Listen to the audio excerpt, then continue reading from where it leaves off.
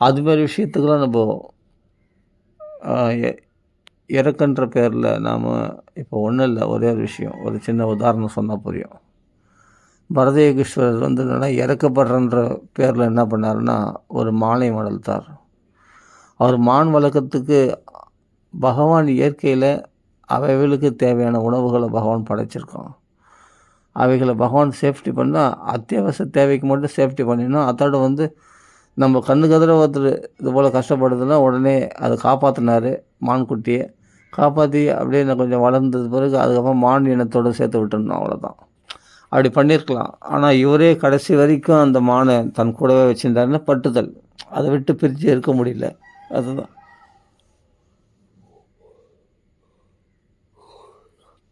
அது என்ன ஆச்சுன்னா, அதை அவர் தொல்லையாக நினைக்கல. அதை வந்து அவர் தான் வளர்க்குறதா நினச்சி தன்னுடைய அவரே தன்னுடைய ஆன்மீக சாதனைகளுக்கு இடையூறாக அதை ஏற்படுத்தி கொண்டார் பரதேகீஸ்வரர். நல்லா புரிஞ்சுக்கணும். இறக்கப்படுறதுன்றது ஒரு விஷயம், நல்லது விஷயந்தான். இறக்கப்படணுன்னா எல்லா விஷயத்துலையும் இறக்கப்படணும், கரெக்ட் தான், இல்லைன்னு சொல்ல வரல. அது வந்து நிரந்தரமாக இப்போ நம்ம ஒருத்தர் மேலே இறக்க போகிறோன்னா எல்லாமே பண்ணணும், அவங்களுக்கு எல்லா வசதியும் பண்ணணும்னு ஆசை தான் இருக்குது. ஆனால் நம்மளால் நிரந்தரமாக அவர்களை வச்சுன்னு இருக்க முடியாது, அவர்கள் எல்லாம் செய்ய முடியாது. செய்தால் நம்ம ஆன்மீக விஷயங்களுக்கு தடை உண்டாகும். அதுதான் பரதேகீஸ்வரருக்கு கடைசியில் 3 பிறவி ஆகிப்போச்சு. அவர் வந்து ஒரே பிறவியில் மோட்சம் அடைய வேண்டியது. ஆனால் அதில் பற்றுதல் வளர்த்து கொண்டார். அதான் சொல்கிறான், அன்பு காட்டணும், ஆசை வைக்கக்கூடாதுன்றது இதுதான்.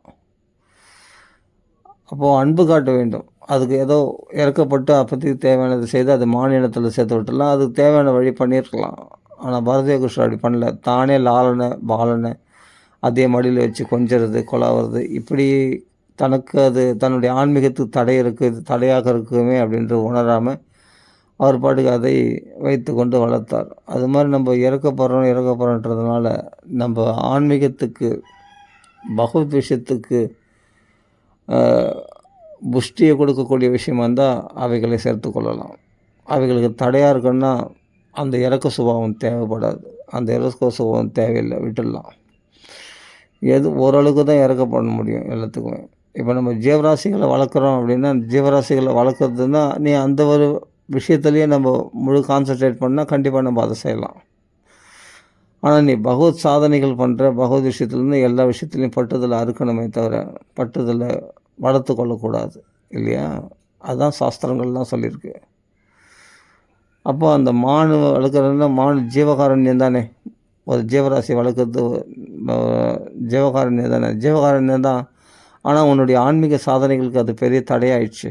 உன் ஆன்மீக சாதனை மொத்தத்தையும் உறிஞ்சிச்சு. அது மொத்தத்தையும் ஏற்கனவே கொஞ்சம் நெஞ்சம், அதாவது 24 அவிரத புருஷ பரிச்சர்யா, இடைவெளி இல்லாமல் பகவானுக்கு பூஜைகள் செய்து கொண்டிருந்தவர் இப்போ ஒரு நாமா கூட சொல்கிறதுக்கு நேரம் இல்லாமல் போச்சு. ஏன்னா அந்த மானை போஷிக்கிறதுக்கு அவைகளுக்கு சேவைகளை செய்கிறதுலேயே தன் வாழ்க்கையினால் சேவைகள் செய்கிறது நல்லது தான்.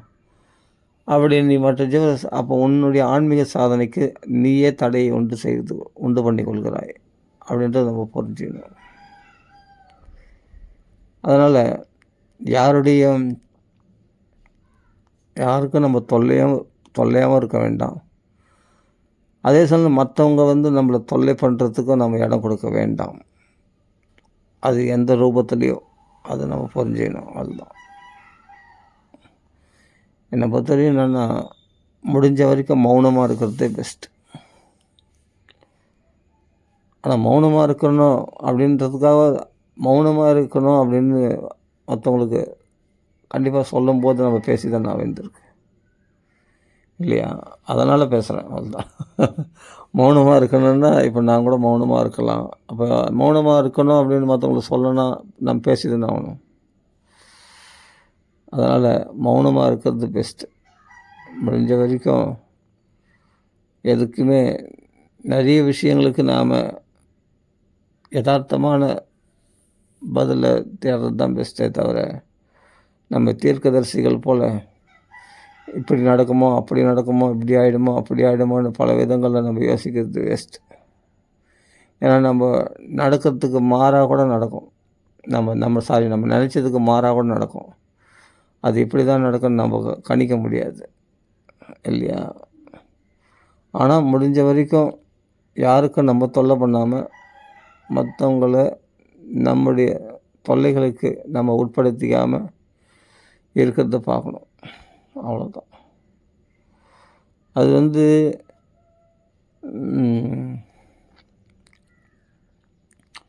அதாவது பாகவதம் நானாவது குழப்புறேன். பாகவதம் தெளிவாக சொல்கிறது, வாசுதேவனுடைய பக்திக்கு தடையாக இருக்கிற எந்த விஷயத்தையும் உள்ளே சேர்க்காத. அதே சமயத்தில் உன்னுடைய சுதந்திரத்துக்கும் பக்திக்கும் தடையை உண்டாக்குன்ற சுதந்திரம் இருந்தால் தான் பக்தி பண்ண முடியும். ஃப்ரீடம் இருந்தால் தான் பக்தி நல்லா இலக்கிய மனசோட பகவானிடத்தில் அன்பை பூர்ணமாக பொழிய முடியும். கட்டுப்பாடுகளோடு இருந்தால் அன்பை வந்து ரொம்ப காட்ட மாட்டோம். அதுக்கு பயந்துக்கிட்டு இதெல்லாம் நம்ம நியமம், பகவத் பக்தின்றது நம்ம நியமம், இதெல்லாம் செய்து தான் ஆகணும், நம்ம கடமை, இல்லை பகவான் நம்மளை தண்டிச்சுடுவார், இல்லை ஏதோ ஒரு பயத்தினால இது நம்மளுடைய சுதர்மம் அப்படின்றதுக்காக நம்ம பண்ணுற பக்தி இருக்குது பற்றியா, அதில் சுகம் இருக்காது. அது ஒரு கடமையாக தான் பண்ணுவோம். இன்றைக்கி ஒன்றும் இல்லைங்க, ஒரு சின்ன விஷயம், ஒரு நாம சாண்டிங் பண்ணுறாங்க இஸ்கானில் அப்படின்னா 16 மாலை நீ சாண்டிங் பண்ணினா 16 மாலை சாண்டிங் பண்ணி ஆகணும். காலைல குளிச்சு ஆகணும், காலிலேருந்து கரெக்டாக நெத்தி கட்டுக்கணும், அதெல்லாம் நல்ல விஷயம். ஆனால் சில சமயத்தில் சோம்பேத்தனமாக இருக்கும்போது கஷ்டப்பட்டு எழுந்து குளிக்கிறதுக்குள்ளே அந்த பச்சை தண்ணியில் குளிக்கிறதுக்குள்ளே போதும் ஆகிடும். அதே சமயத்தில் சில கட்டுப்பாடு விதிகள்லாம் கடைப்பிடிக்கணும் அப்படின்னும்போது கொஞ்சம் சிரமங்களை யோசிப்போம் கண்டிப்பாக. ஆனால் அது ரொட்டீனாக செய்கிறவங்களுக்கு தெரியாது. அப்போ கூட அவங்களுக்கும் சில சூழ்நிலைகளில் வந்தால் சிரமங்கள் சிரமமாக தான் இருக்கும். ஆனால் அது டெய்லி அந்த 16 மாலை சாண்டிங் பண்ணணும் அப்படின்னா உலக விஷயங்களில் ஈடுபடுறவங்களுக்கு, இப்போது எந்த எல்லாத்தையும் திறந்துட்டு பகவத் பக்தியே தன்னுடைய வாழ்க்கை அப்படின்னு பக்திக்காக தன் வாழ்க்கையை தியாகம் பண்ணவங்களுக்கு இது ஒரு பெரிய விஷயமா இருக்காது. ஆனால் உலக விஷயங்களையும் செய்துட்டு பகவத் பக்தியும் பண்ணணும் அப்படின்னும்போது இது கண்டிப்பாக சிரமமாக தான் தோணும்.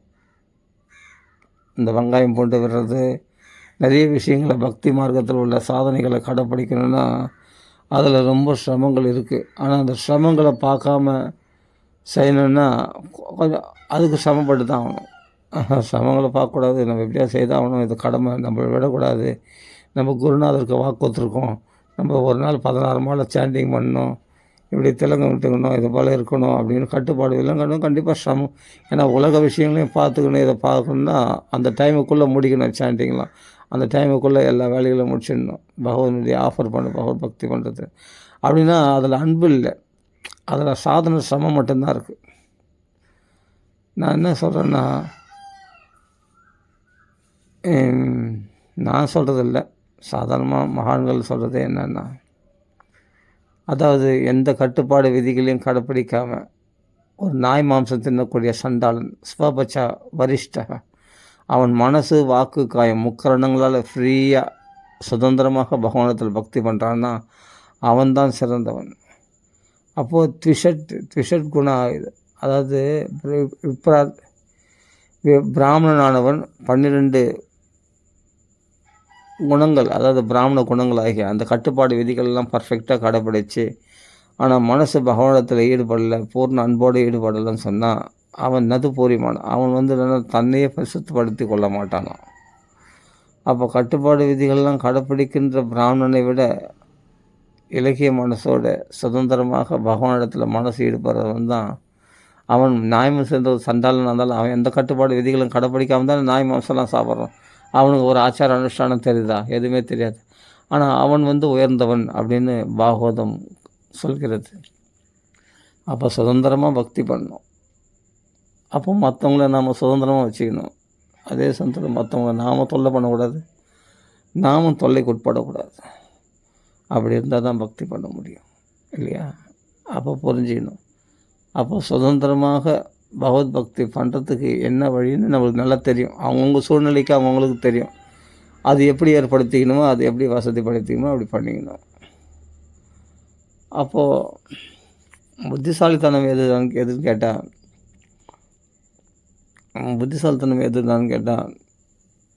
பகவானிடத்தில் மனசார பக்தி பண்ணுறது தான். பகவான் என்னென்னா உன்னை பக்குவப்படுத்துறது நோக்கமே என்னென்னா உருகிய ஹிருதயத்தோடு பகவானை வழிபடுறது தான். அந்த மனசை வந்து பூர்ண அன்பு பகவானிடத்தில், முழு அன்பு பகவானிடத்தில் செலுத்துறதுக்கான ப்ராக்டிஸ் தான் இந்த சாதனைகள்லாம், சாதன சிரமங்கள்லாம். இப்போ நான் சொன்னேன் இல்லையா, 16 மாலை சாண்டிங் பண்ணால் ரொம்ப கஷ்டமாக இருக்கணும். இப்போ நான் 3 மணி நேரம் ராமநாமம் சொல்கிறேன், எனக்கு கஷ்டமாக தெரியல. ஏன்னா சுதந்திரமாக செயல்படுறதுனால. ஆனால் இதே இப்போ 16 மாலை சாண்டிங் பண்ண ஹரே கிருஷ்ணா ஹரே கிருஷ்ண கிருஷ்ண கிருஷ்ண ஹரே ஹரே, ஹரே ராம் ராம் ராம் ஹரே ஹரே, ஹரே கிருஷ்ண கிருஷ்ண கிருஷ்ண ஹரே ஹரே, ஹரே ராம் ராம் ஹரே ஹரே. அப்படின்னா வேலைகள் நம்ம மற்ற வேலைகளையும் பார்க்கணும், பகவான் நாமத்தை சொல்லணும்னா கண்டிப்பாக கொஞ்சம் சிரமம் இருக்க தான் செய்யும். ஒரு நாள் கூட விட்டுடுவோம், எத்தனையோ நாள் விட்டுட்டு மறுநாள் பார்த்துக்கலாம், சேர்த்து செய்யலாம். மறுநாள் இன்னும் சிரமம் அதிகமாக தானே ஆகுமே தவிர சிரமம் கம்மியாக இருக்காது. ஆனால் இப்போ நாம் சொல்கிறோம் பகவான் நாம எனக்கு அப்படி 3 மணி நேரம் சொல்ல வரலன்னா என்ன பண்ணுவேன்னா, அழகான ராகங்களில் பகவான் நாம பாடும்போது எனக்கு இன்னும் டேஸ்ட்டாக இருக்கும். நான் வந்து இந்த 3 மணி நேரம் சொல்லி ஆகணும் அப்படின்ற ஒரு நிர்பந்தம் கிடையாது. நல்லா புரிஞ்சுங்க, எதையுமே ஒரு நிர்பந்திக்கக்கூடாது. நிர்பந்தித்தாலே நம்ம 3 மணி நேரம் கண்டிப்பாக 3 மணி நேரம் இல்லை, 10 நிமிஷம் கூட சொல்ல முடியாது. நிர்பந்தத்தோடு நம்ம சொல்லும்போது 10 நிமிஷம் சொன்னால் கூட நிர்பந்தம் கஷ்டப்படுத்தின்னு பல்ல கடிச்சு நம்ம சொன்னோம்னா அது 10 நிமிஷம் கூட நீடிக்காது. ஆனால் ஆசையாக சுதந்திரமாக ரிலாக்ஸாக இது சொல்லலாமே, என்ன பண்ண போகிறோம், வாய் சும்மா தானே இருக்குது, பகவான் நாம சொல்லலாமே அப்படின்னு சொல்ல பார்த்தோம்னா அது பாட்டு சுதந்திரமாக, எதுவுமே சுதந்திரமாக செயல்படுங்க. அது ஏதோ ஒரு பாடத்தில் கூட சொல்லுவாங்களே, கஷ்டப்பட்டு செய்கிறது காட்டிலும் நம்ம இஷ்டப்பட்டு செய்கிறது தான் நிலைக்குன்னு சொல்லுவாங்க ஏதோ ஒரு படத்தில். அது மாதிரி அந்த நல்ல விஷயம்லாம் மனசில் எங்கேயாவது பதிஞ்சிடும். ஏதோ ஒரு இதில் பார்த்துட்டேன். அது அப்போ கஷ்டப்பட்டு செய்கிறது காட்டிலும் அது இஷ்டப்பட்டு செய்தால் தான் ரொம்ப சுவையாக இருக்கும். இப்போ நான் ராமநாமம் சொல்கிறேன்னா எனக்கு வந்து ராமநாமம் 3 மணி நேரம் சொல்ல முடியும். அதுக்கு காரணம் என்னென்னா அதில் ஆர்வம் இல்லைன்னா சொல்ல முடியாது. இப்போ கட்டுப்பாடு 10 எப்படியாவது 1 மணி நேரமாக நாம சொல்லணும் அப்படின்னு சொல்லிட்டு நம்ம சொன்னோம்னா சிரமப்பட்டுன்னு சொல்லக்கூடாது. பகவத் பக்தின்றது ஆசையாக செய்ய வேண்டியது. அப்போ சிரமப்பட்டு சொன்னோம்னா 10 நிமிஷம் இல்லை, சொல்லவே முடியாது நம்மளால். பகவான் அனுக்கிரகம் யாருக்கு பலிதமாகுதோ, மகானுடைய கிருபா கடாட்சம் யாருக்கு கிடைக்குதோ அவங்க எவ்வளோ நேரம் வேணாலும் பகவான் நாம சொல்ல முடியும் அகண்டமாக. அவங்களுக்கு போர் அடிக்காது. சொல்லப்போனால் இன்னும் அதிகமாக ஐயோ 3 மணி நேரம் தானே முடிஞ்சு போச்சு, இன்னும் 2 மணி நேரம் எக்ஸ்ட்ரா சொல்லலாமே அப்படின்ற ஆசை தான் உண்டாகுமே தவிர எனக்கு உண்டாயிருக்கு. ஆனால் நான் என்ன பயந்தேன்னா, இந்த 2 மணி நேரம் கூட சொல்லலாம், ஆனால் மறுநாள் வந்து அந்த 5 மணி நேரம் சொல்ல முடியுமா அப்படின்னு யோசிப்பேன். அப்போ இந்த 3 மணி நேரம் போதும். நம்ம அதிகத்துக்கு ஆசைப்பட்டு அப்புறம் உள்ளதும் போச்சு நல்ல கண்ணான்ற கதையா மறுபடியும் நம்ம விட்டுட்டோம்னா பகவான் நாம சொல்கிறது எதுவுமே லிமிட்டாக இருந்தால் நல்லாயிருக்கும் அப்படின்னு சொல்லி சரி இந்த 3 மணி நேரத்தோடு யாரை கட்டிப்போம் அப்படின்னு நம்ம விட்டுடுறோம், வேறு ஒன்றும் இல்லை.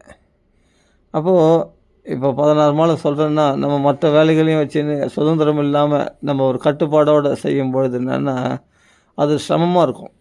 சிரமம் மட்டும் இல்லை, விட்டுலாம் கூட தோணும். விட்டு நாளைக்கு பண்ணிக்கலாம், நாளன்னைக்கு பண்ணிக்கலாம், நாளைக்கு மறுநாள் பண்ணிக்கலாம் அப்படின்னு கூட நம்ம மனசு தோணும். அப்போ பகவானிடத்தில் பகவான் இருக்கார், பார்க்குறாரு. பகவானுக்கு நம்ம பூ வைக்கலையே, பகவானுக்கு புஷ்பம் வைக்கலையே, பகவானுக்கு பழம் வைக்கலையே, பகவான் நல்லா தொடச்சி அந்த வீடு பூஜைலாம் சுத்தமாக வைக்கணும், எது பண்ணணும், நல்லா கழுவி சுத்தமாக வைக்கணும், இது பண்ணலாம் அப்படின்னும் போது உடனே அதெல்லாம் நம்ம ஒரு செய்யணுன்னா அது ஆசையாக இல்லை, மறைமுகமான அன்பு இருக்குது. ஆனால் வெளிப்புறமான பார்த்தா சிரமங்கள் இருக்குது. அப்போ பகவானுக்கு பூ வைக்கணும், பொட்டு வைக்கணும், அது பண்ணணும், இது பண்ணணும், வீட்டை சுத்தமாக வச்சுக்கணும், பூஜாரியை சுத்தமாக வச்சுக்கணும் அப்படின்னா அந்த சிரமங்கள் நம்ம அது வந்து ஒரு சிரமமாக நினைக்கக்கூடாது அப்படின்றதால நம்ம மனசில் வச்சுக்கணும். ஆனால் சிரமம் இருக்குது. அப்போ அதெல்லாம் பண்ணி இது பண்ண உடனே என்ன ஆகுதுன்னா, அதெல்லாம் பண்ணிவிட்டு அதுக்கப்புறம் பூஜைகள் பண்ணி அதுக்குள்ளே டைம் ஆகிடுச்சு, ஆஃபீஸ் கிளம்பணும், வேலைக்கு கிளம்பணும், எல்லாம் உத்தியோகம் இருக்குது, அதையும் பார்க்கணும். அதுக்குள்ளே பகவான் நாம சொல்லணும், ஒரு 2 அர்ச்சனை வேறு பண்ணணும்.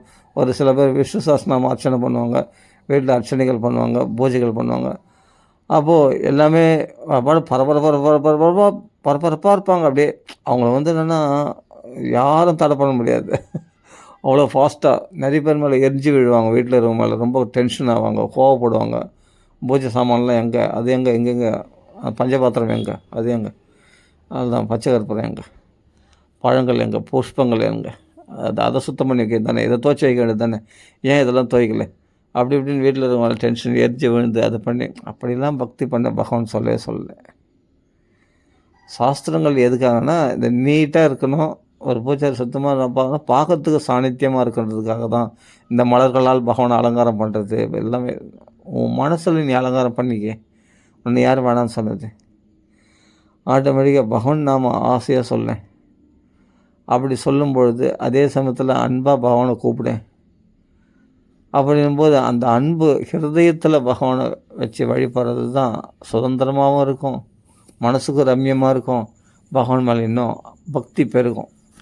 அது பகவத் பக்தி வர்த்தனம், அது பாகவத பக்தி வர்த்தனம் எல்லாமே உண்டாகும். பாகவதத்துலேயும் பக்தி உண்டாகும், பகவானத்துலேயும் பக்தி உண்டாகும். பரவாயில்ல, என்ன இப்போ பகவான் கோச்சிக்க மாட்டான், நீ கோவப்படாமல் இருந்தால் போதும்.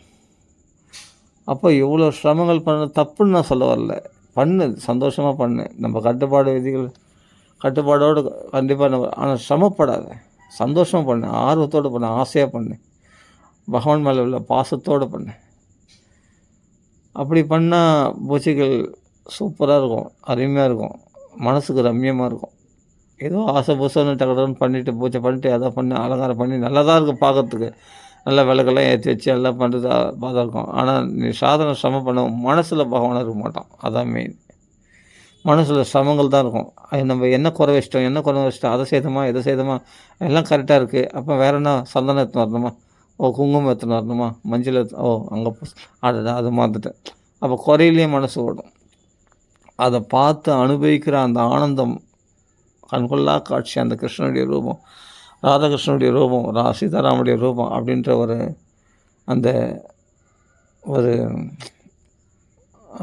அந்த ரம்யமான அந்த ஒரு சூழ்நிலையானது நமக்குள்ளே உண்டாகாது. இந்த சிரமங்கள், இந்த பரபரப்பில் இருக்கவங்க எப்பவும் பரபரப்பாக தான் இருப்பாங்க. அவன் நின்று நிதானிச்சு அனுபவிக்க மாட்டாங்க, டக்குன்னு உடனே போயிடுவாங்க. அப்போ அது யார் அனுபவிக்கிறது? வீட்டில் யாருன்னா இருந்தாங்கன்னா அதை அனுபவிப்பாங்க, பார்த்து எல்லார்ட்டையும் அதை அனுபவிக்க. கண்கொள்ளா காட்சி பார்த்து அனுபவிக்கணும்.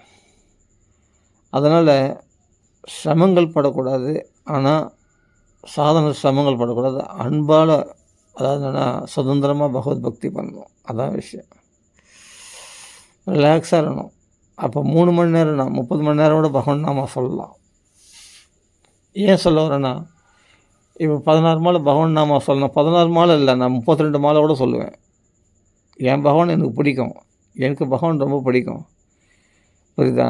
அப்படின்னு நினச்சி அந்த இதில் செய்யும்போது 32 மாலை கூட 16 டபுள் மடங்காக 32 மாலை கூட சொல்லலாம் பகவான் நாமத்தை. சொல்ல முடியும், நான் சொல்லியிருக்கேன். ஹரே கிருஷ்ணா ஒரு டைமில் ஆரம்பத்தில் ஹரே கிருஷ்ணா சொல்லியிருந்தேன். அப்போது அதுக்கு முன்னாடி ராமநாமம் சொல்லியிருந்தேன். அப்புறமா ஹரே கிருஷ்ணா போகும்போது ஹரே கிருஷ்ணா சொல்லும்போது 32 மாலை தான் சொல்லியிருக்கேன், சுலபமாக சொல்லியிருக்கேன். எனக்கு அதில் ஆசை இருக்கணும், ஃபஸ்ட்டு எனக்கு ஆர்வம் இருக்கணும், அதான் இஷ்டப்பட்டு செய்யணும். நல்லா நான் சொல்கிற கான்செப்டை புரிஞ்சிருப்பீங்கன்னு நினைக்கிறேன். இஷ்டப்பட்டு செய்யணும், கஷ்டப்பட்டு செய்யக்கூடாது. இதுதான் விஷயம் எது செய்தாலும். அப்போ எனக்கு என்னென்னா, இப்போ 3 மணி நேரம் சொல்லலைன்னா நான் கவலைப்பட மாட்டேன். ஏன்னா என்னை சொல்ல வைக்கிறவன் பகவான். எனக்கு அந்த ஆர்வம் வரல, பரவாயில்ல, ஐயோ விட்டுட்டுமே அப்படின்னு ரொம்ப துடிச்சு போய் ஆஹா அப்படின்லாம் பண்ண மாட்டேன். அந்த சமயத்தில் பகவான் நாம கீர்த்தனம் பண்ணுவேன், பகவான் நாமத்தை பாடுவேன் ஆனந்தமாக. பாடினா இன்னும் சுகமாக இருக்கும். இப்போ நம்ம ஒரு ராகத்தில் ராமநாமம் பாடுறோன்னா எந்த ராகத்தில் பாடினாலும் சுவையாக இருக்கும் ராமநாமம். ராம் ராம ரமாம், ராம் ராம ராம், ராம ராம ராம், ராம ராம், ராம ராம், ராம ராம், ராம ராம், ராம ராம ராம ராம், ராம ராம ராம ராம், ராம ராம ராம ராம், ராம ராம ராம ராம், ராம ராம ராம ராம், ராம ராம ராம ராம், ராம ராம ராம ராம ராம, ராம் ராம ராம், ராம ராம ராம ராம, ராம் ராம ராம், ராம் ராம் ராம ராம ராம ராம ராம ராம ராம ராம ராம ராம ராம ராம ராம் ராம ராம ராம் ராம ராம. ஃபஸ்ட்டு நம்ம பண்ணுறது வந்து நமக்கு ரசிக்கணும், முதல்ல நமக்கு சுவைக்கணும், நமக்கு முதல் பிடிக்கணும். நாம் செய்கிற பக்தி நமக்கு ரம்யமாக இருந்தால் தான் அது நான் யாருக்கும் நான் எக்ஸ்போஸ் பண்ணணும்னு அவசியம் இல்லை. நான் பாட்டுக்கு எனக்கு தனிமையில் எனக்கு பகவான் நாம சொல்லணும்னா எனக்கு பிடிச்ச ராகத்தில் பாடினா எனக்கு ராமநாம இப்போ இது ஒரு 100 நாமம் எனக்கு வந்துடும் நாக்கில். என் நாக்கில் ஒரு 100 நாமம் பகவான் வர வச்சிட்டான். அப்போ எனக்கு ரம்யமாகவும் இருந்தது. கரும்பு தின்ன கூலியா? அப்போது நாமம் சொன்ன புண்ணியமும் எனக்கு கிடைச்சிடுது. அதே சமயத்தில் எனக்கு மனசுக்கும் ரம்யமாக இருக்குது. இதை விட வேறு என்ன பாக்கியம் வேணும் சொல்லுவோம் பார்க்கலாம். நான் யாருக்கும் டாம் பண்ணணும்னு அவசியம் இல்லை. சரி, இதை நம்ம வந்து யூடியூப்பில் இப்போ எக்ஸ்போஸ் பண்ணலான்ட்டு பண்ணால் 2500 வியூவர்ஸ் நம்ம இந்த பகவான் நாமத்து கீர்த்தனமாக பாடினா, இப்படி சங்கீதமாக பாடினா 2500 வியூவர்ஸ் மேலே அவ்வளோ பேர் லைக் பண்ணுறாங்க, அவ்வளோ பேர் வந்து வியூவர்ஸ் வருது. அப்படின்னா என்ன? அப்போ எவ்வளோ நம்ம ரசித்து பாடும்போது மற்றவங்களையும் ரசிக்க வைக்கிறது இல்லையா? இதுதான், வேறு ஒன்றுமே இல்லை. சிம்பிளான விஷயம். அப்போ நம்ம ஃபஸ்ட்டு நமக்கு பிடிக்கணும். நம்ம செய்கிறது நமக்கு சிரமத்தை கொடுத்தா, நமக்கு இஷ்டப்படாமல் நம்மளுக்கு கஷ்டத்தை கொடுத்தா, அது எப்படி நம்ம மற்றவங்களுக்கு பிடிக்கும்? நமக்கே கஷ்டப்பட்டு நம்ம செய்கிறோம், ஆனால் பகவானுக்காக பயந்துன்னு செய்கிறோம், இல்லை நம்ம குருநாதருடைய கட்டளைக்காக பயந்துன்னு செய்கிறோம் அப்படின்னா அது பக்தி ஆகாது. அது வந்து மேல்புறமான பக்தியாக தான் இருக்கும். அந்தரங்க பக்தின்றதுனால யாருக்கும் பயந்து இல்லை, ஆசையாக செய்யணும், இஷ்டப்பட்டு செய்யணும், அன்போடு செய்யணும். அந்த பக்தி தான் ரொம்ப சிறப்புடையதாக இருக்கும். அப்படி செய்து பாருங்கள், ஒரு நாள் செய்து பாருங்கள். அது மாதிரி அது பிறகு 3 மணி நேரம் இல்லை, 30 மணி நேரம் கூட பகவான் நாம சொல்ல முடியும். எனக்கு பகவானை பிடிக்கும், பகவான் என்னை பிடிக்கும், அவ்வளோதான். அதனால தான் பகவானுக்கு எனக்கு பகவான் பிடிக்குது. என்னை பகவானுக்கு பிடிச்சதுனால தான் எனக்கு பகவான் பிடிக்குது அப்படின்ற ஒரு தைரியமாக, அது வந்து அப்படி ஒரு சுதந்திரமாக, அப்படி ஒரு உரிமையாக, அப்படி அதிகாரமாக கூட பகவத் பக்தி பண்ணி பாருங்கள். உங்களுக்கே பகவான் சொந்தமாயிடும். உங்களை விட்டு பகவான் விலகவே மாட்டான். இதுக்கு வந்து என்னென்னா, இதை செய்யணும், அதை செய்யணும், அந்த கட்டுப்பாடு, இந்த கட்டுப்பாடு, அது இது போட்டு உங்களை நீங்களே டார்ச்சர் பண்ணிக்கிறீங்க பார்த்தீங்களா? உங்களை நீங்களே தொல்லைக்கு உட்படுத்துறீங்க பார்த்தியா? அதுதான் கொடுமை. வேறு யாரும் எதிரி இல்லை, வெளியில். நம்மளுக்கு நாமளே ஒரு கட்டுப்பாடு விதிகளை போட்டுன்ட்டு நம்மளை அப்படி போட்டு நெருக்கின்னு அப்படி கஷ்டப்பட்டு இதுதான் பக்தி அப்படின்னு ஒரு ஹெட்டிங் போட்டு, நான் இப்படி தான் பக்தி பண்ணுறேன், நான் கரெக்டாக ரொட்டீனாக பண்ணுறேன், நான் இப்படி பகவான் சாண்டிங் பண்ணுறேன், இப்படி சாதனைகள் பண்ணுறேன், நான் கரெக்டாக பக்தி பண்ணுறேன், நான் கடைசியில் பலன் இல்லாமல் போயிடும். ஆனால் நீங்கள் இவ்வளோ சிரமங்கள் படாமல் 5 நிமிஷம் அன்போடு பகவானிடத்தில் பேசி பாருங்கள். கிருஷ்ணா, உன் கண் எவ்வளோ அழகாக இருக்குது பாரு, உன் சிறு கேசங்கள் எவ்வளோ அழகாக இருக்குது, உன் மூக்கு எப்படி சிரிக்கிறான் பாரு, கல்லன் கபட நாடக சூத்திரதாரி, எப்படி ஏமாத்திருக்கலே நீ. அந்த அர்ஜுனன் புலம் போட்டுட்டு நீ போயிட்டியே வைகுண்டத்துக்கு, நியாயமா? வஞ்சிதோகம் மகாரண்யம், அப்படியே வஞ்சனை பண்ணுறவனாச்சு நீ, வஞ்சகனாச்சே கிருஷ்ணா. அப்படி தானே கர்ணனும் சொல்கிறான், வஞ்சகன் கண்ணனடா அப்படின்னு கிருஷ்ணன் சொல்கிறார் இல்லையா? அந்த பாட்டிலே வருது. அப்படி எத்தனை பேர் நீ கபட நாடக சுற்றுறது, எவ்வளோ வெண்ணெய் சாப்பிட்ருப்பேன் நீ, எவ்வளோ வீட்டில் திருடி வெண்ணெய் சாப்பிட்ருப்பேன். கோபிகள்லாம் நீ அழ விட்டுட்டு போயிட்டியே மதுரா நகரத்துக்கு, நியாயமா? அப்படின்னு அவனை பற்றி அவங்கள பேசினா கிருஷ்ணன் சிரிப்பான். அப்போ கிருஷ்ணன் நம்மளோட பேசுவான், பழகுவான். அப்போ அவனோட கொஞ்சி கொலாகணும், அவனுடைய சுறுசுறான கேசங்களை பார்த்து ரசிக்கணும், அவனுடைய புல்லாங்குழல் இசையில் அப்படியே மெய்மா இருக்கணும்.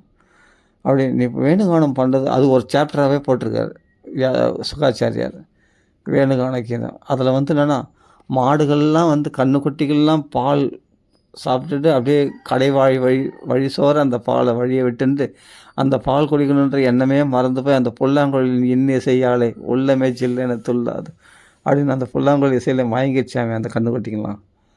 அதெல்லாம் சில மாடுங்கள்லாம் அந்த புல் சாப்பிட்டுட்டு அப்படியே வாயில் வச்சுட்டு இருக்கு, ஆனால் மென்று உள்ளே விழுங்காமல் இருக்குது.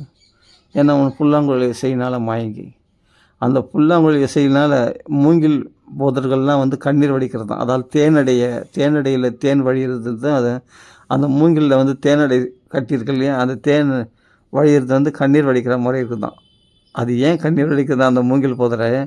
நம்ம இனத்தில் சேர்ந்த ஒரு மூங்கிலானது பகவான் கையில் புல்லாங்குழலாக போய் சேர்ந்திருக்கே, நம்ம இனத்தை சேர்ந்தவன் பகவான் கையில் புல்லாங்குழலாக போய் சேர்ந்திருக்கானே, என்ன பாக்கியம் என்ன பாக்கியம், நம்ம குலமே பரிசுத்தமாயிடுது அப்படின்னு கண்ணீர் வடிக்குதான் அங்கே அந்த மூங்கில் இனங்கள்லாம்.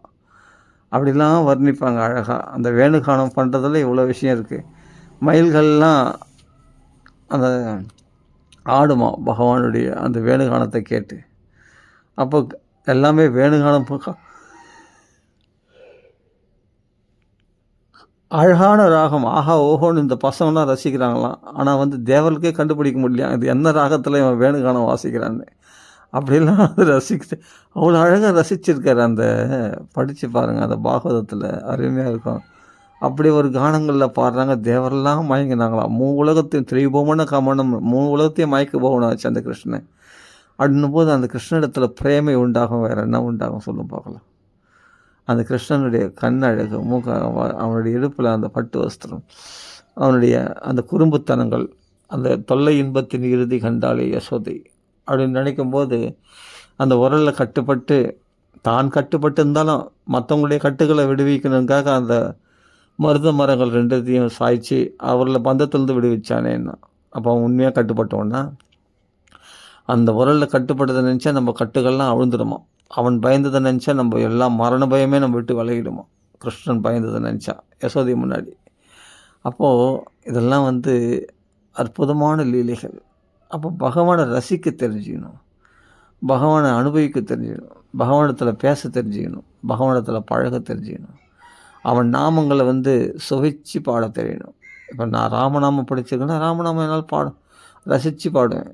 சும்மா ஏதோ மற்றவங்க பாடுறாங்க அதனால் நம்ம பாடி ஆகணும் அப்படின்னு அந்த சம்பிரதாய முறைப்படி பாடி ஆகணும், இப்படி பாடணும் அப்படின்னு இப்படி தான் பாடணும் அப்படின்னு எனக்கு பிடிக்காத ராகத்தில் நான் பாட மாட்டேன். எனக்கு பிடிச்ச ராகத்தில் தான் நான் பாடுவேன். பக்தின்றது ஒரு சுதந்திரமாக அனுபவிக்கக்கூடிய ஒரு விஷயம். முதல் நல்லா புரிஞ்சுக்கணும். இது கண்டிப்பாக எல்லா குருமார்களும் சொல்லிக் கொடுப்பாங்க எல்லா சிஷ்யர்களுக்கும். பக்தின்றது நீ ஆசைப்பட்டு விரும்பப்பட்டு செய்யக்கூடிய விஷயமே தவிர இது ஒரு கட்டுப்பாடு இதெல்லாம் வந்து என்னென்னா அந்த பக்தியை முறைப்படுத்துறதுக்காக நாளடைவில் பிற்காலத்தில் உனக்கு அதில் ருச்சி உண்டாகன்றதுக்காக தான் ஃபஸ்ட்டு ஒரு கட்டுப்பாடோட கடைப்பிடிச்சேன்னா அப்புறமா அது உன்னுடைய சுபாவமாக இயற்கையாகிடும். ஆக மொத்தம் உன்னுடைய சப்கான்ஷியஸ் மைண்டில் போய் பதிய வைக்கணும் அந்த பக்தியை. அதுக்காக தான் இந்த முறைகள்லாம், இந்த படிக்கட்டு முறைகள்லாம். இந்த படிக்கட்டு மாதிரி ஒன்று ஒரு படியாக நம்ம ஸ்டெப் பை ஸ்டெப்பாக நம்மளை பக்தியில் முன்னேற்றம் அடைகிறதுக்கு இந்த கட்டுப்பாடு விதிகள்லாம். ஆனால் நீ ஆரம்பத்துலேயே ஒன்று மனசில் ரொம்ப பிடிச்சி போச்சு, ரம்யமாகி போச்சு அப்படின்னா நீ இந்த கட்டுப்பாடு விதிகள்லாம் கடந்துடலாம். தாராளமாக பகவானத்தில் ரசிக்கலாம். உங்களுக்கு எந்த கட்டுப்பாடு விதிகளும் கிடையாது. பகவானத்தில் அன்பு செலுத்துறது ஒரு தாயிடத்தில் பாசம் காட்டுறதுக்கு சொல்லிக் கொடுக்கணுமா ஒரு பிள்ளைக்கு? அது இயற்கையாக பாசம் வரப்போகுது. அதே ஒரு தாய்க்கு தன் குழந்தைக்கு வந்து பசி எடுத்தால் பால் கொடுக்கணும் அப்படின்னு சொல்லிக் கொடுக்கணுமா தாய்க்கு? அது இயற்கையாக வரப்போகுது. அவ்வளோ பகவான் நம்ம இடத்துல பாசம் காட்டுறதும் பகவானுக்கு சொல்லிக் கொடுக்க வேண்டிய அவசியம் இல்லை. பகவானிடத்தில் நம்ம பக்தி பண்ணுறதுக்கும் யாரும் சொல்லிக் கொடுக்க வேண்டிய அவசியம் இல்லை. இயற்கையாக தன்னாலே வரும். ஆனால் என்னென்னா உலக மாயையானது அதை மறைத்து வைத்திருக்கிறது. அந்த உண்மையான நமக்குள்ளே இருக்கிற அந்த அன்பை இந்த மாயை என்ற போர்வையினால் மறைக்கப்பட்டிருக்கிறது. மாயா ஜவனிகாச்சன்னம் அக்ஞா அதோக்ஷஜம் அவ்வியம். அதனால் அழிவற்ற அந்த பரம்பொருளை தெரிந்து கொள்ளாமல் இருக்கிறார்கள் மக்கள்லாம் மாயால் கவரப்பட்டு. நமக்குள்ளே அந்த கிருஷ்ண உணர்வு நமக்குள்ளே இருக்குது, அந்த ராம உணர்வு நமக்குள்ளே இருக்குது, பக்தி நமக்குள்ளே இருக்குது. அது என்னென்னா அஜ்ஞானத்தினால மறைக்கப்பட்டு இருக்கிறது. அது மட்டும் யாராவது தட்டி எழுப்பிட்டாங்கன்னா, தூண்டி விட்டாங்கன்னா, அதுக்கு பிறகு உங்கள் பக்தி யாராலும் அப்பிரதிகதா தடைப்படுத்த முடியாது. புரியுதுங்களா? அகைதுக்கு எந்த ஒரு காரணம் இல்லாமல் பகவானத்தில் பக்தி பண்ணுவீங்க, பிரகலாத மாதிரி. அப்போ அது இயற்கையாகிடும். அப்போ பகவான் தான் முக்கியமாக தோணும். வேறு எதுவுமே அந்த பகவத் பக்தி இடையூறாக இருக்கிறது எல்லாத்தையும் தூக்கி எறிஞ்சிடுவீங்க. எதுவுமே சாதன சிரமங்கள் படும்பொழுது பக்தி கடினமாக கூட தோணும். ஐயோ இன்னைக்கு பாராயணம் பண்ணமே நீ நாமா சொல்லணுமே, நாம ஜெபம் பண்ணணுமே, இன்றைக்கி 3 மணி நேரம் நாமா சொல்லணும், பாராயணம் பண்ணணும். ஐயோ பூஜாரிலாம் வர அப்படியே பார்க்கறதுக்கே கண்ட மேனிக்கு இருக்குது. இந்த பூஜாரிகள்லாம் பார்த்தா உடனே சுத்தம் பண்ணணுமே, அதை பண்ணணுமே, இதை பண்ணணுமே, ஐயோ பகவானுக்கு அலங்காரம் பண்ணணுமே, பூ வேறு வாங்கிட்டு வரணும், போய் பழம் வாங்கிட்டு வரணும், இது பண்ணி இது இல்லையே, குங்குமம் இல்லையே, மஞ்சள் அது போய் வாங்கிட்டு வரணும், எல்லாம் வீட்டை வேறு சுத்தம் பண்ணணும், சாமானம் துலக்கணும், பூஜை சாமான்லாம் சுத்தம் பண்ணி வைக்கணும். நிறைய இதெல்லாம் ஒரு சிரமத்தை உண்டாக்குற மனப்பான்மையோடு நம்ம செய்யப்பட்டால் அது பக்தி ஆகாது. அதெல்லாம் அது பாட்டுக்கு ஒரு பக்கம் பகவானை ரசிக்க தெரிஞ்சிட்டா அதுக்கப்புறமா நீ செய்யறதெல்லாம் ஆசையாக செய்வேன். அந்த பூஜை சாமான்லாம் தொலைக்கும்போது கூட பகவான் நாமத்தை கீர்த்தனை பண்ணிட்டு, இப்போ நான் சொல்கிற ராகத்தில் நீங்கள் பாடி பாருங்கள், பகவான் நாமம் அப்படியே டேஸ்ட்டாக இருக்கும். உங்களுக்கு பிடிச்ச ராகத்தில் இப்போ எனக்கு பிடிச்ச ராகத்தில் நீங்கள் பாடக்கூடாது, உங்களுக்கு பிடிச்ச ராகத்தில் நீங்கள் பாடணும் பகவான் நாமத்தை. அப்படி பாடி பாருங்கள். பக்தியே ரொம்ப சுவையுடையதுங்க. அது ஏன் தான் இப்படி கடினப்படுத்திடுறாங்கன்னு எனக்கு தெரில. ஒரு சாதனை சிரமன்ற பேரில் சாதனை சிரமங்கள் பட்டுண்டு தங்களையும் கஷ்டப்படுத்தி, அப்படிலாம் எங்களுக்கு ஒன்றும் கஷ்டம் இல்லையே. சில பேர்கள் கேட்டால் அப்படிலாம் கொஞ்சம் கஷ்டம் இல்லை, நான் பக்தியோடு தான் செய்கிறேன், நான் பூஜை சொல்கிறேன். அப்புறம் பார்த்தா நிறைய சில விஷயங்களில் மனசு கவலைப்படுறாங்க. உண்மையிலேயே பக்தி பண்ணுறவங்க கஷ்டப்பட மாட்டாங்க. நான் கேள்விப்பட்டது அதுதான். நான் இன்க்ளூடிங் மை செல்ஃப், பக்தி பண்ணுறவங்க கஷ்டப்பட மாட்டாங்க, சந்தோஷமாக தான் இருப்பாங்க. நான் அப்படி கேள்விப்பட்டது அப்படி தான். அது யாராக இருந்தாலும் சரி. ஆனால் பக்தி பண்ணுறவங்க கஷ்டப்படுறாங்கன்னு சொல்லும்போது என்னென்ன பூஜைகள்லாம் கரெக்டாக சாண்டிங் பண்ணுறேன், காலையில் எழுந்துடுறேன், குளிச்சிடுறேன், சந்தியாவந்தனம் பண்ணுறேன், எல்லாம் பண்ணுறேன், பகவான் நாம காயத்ரிலாம் ஜெபிக்கிறேன், பகவான் நாம சொல்கிறேன், நான் பூஜையெல்லாம் நல்ல தினமும் அர்ச்சனை பண்ணுறேன், எல்லாம் பண்ணுறேன். அப்போ ஏன் சாதனை கஷ்டப்படுறேன்? தெரியலையே. சாதனை சிரமங்கள் படுறீங்க, அப்போ ஏன் கஷ்டப்படுறீங்க?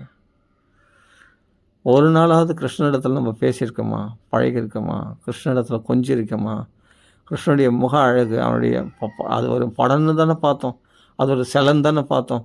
அந்த கண்ணழகு, மூக்கழகு அதெல்லாம் ரசித்து பார்த்துருப்போமா? ரசித்து கொஞ்ச நேரம் டக்குன்னு உடனே அது ஒரு சிலை அப்படின்ட்டு கொஞ்ச நேரம் பார்த்துட்டு அது நல்லாயிருக்கு அப்படின்னு பார்த்துட்டு டக்குன்னு நம்ம மற்ற வேலைகளை பார்க்குறோம். அது சிலையே இல்லை, பகவான் நம்ம பரவாயில்ல கிடைச்சிட்டான், பெரிய பொக்கிஷம் கிடைச்சிருக்கு, பகவான் நமக்கு கிடைச்சிட்டான், இப்போ பரவாயில்ல. அது படமாக நினைக்காம, இல்லை சிலையாக நினைக்காம, சில வீட்டில் சிலை இருக்கும், கிருஷ்ணனுடைய சிலை இருக்கும், சில வீட்டில் கிருஷ்ணனுடைய ராதாகிருஷ்ணன் படம் இருக்கும். இது ஒரு படமாக நினைக்காம பகவானே கிடைச்சிட்டா தான் நினச்சி எவ்வளோ நேரம் பேசுவாங்க தெரியுமா? பகவான் இடத்துல டைம் போகிறதே தெரியாது, அப்படி பேசி தள்ளுவாங்க கிருஷ்ணனிடத்தில். தனிமையில் கதவை சாத்தின்ட்டு அவங்களோட கிருஷ்ணனோட பேசி எனக்கு இப்படி நந்த கிருஷ்ணா, நான் அப்படி பண்ண கிருஷ்ணா, என் மேலே தப்பே இல்லை கிருஷ்ணா, இது மாதிரி அவங்க இது போல் என்னை திட்டுறாங்க கிருஷ்ணா, நீ சொல்லு கிருஷ்ணா, நான் என்ன நடந்துக்கணும், நான் எப்படி செய்யணும், இல்லை எனக்கு அவங்கள சமாதானப்படுத்து கிருஷ்ணா, அவங்க மனசுலேயும் சாந்தி உண்டாகணும் அப்படின்னு நம்ம பிரார்த்தனை பண்ணுவோம், பேசுவோம், அவனோட கொஞ்சம் குலமாக நம்ம சுதந்திரமாக செயல்படுவோம். அதுக்கப்புறமா அந்த கிருஷ்ண விக்கிரகத்தை விட்டு உங்களால் 5 நிமிஷம் கூட இருக்க முடியாது. மீராபாய் மாதிரி அப்படி தாங்க பக்தி வளர்த்துக்கணும்.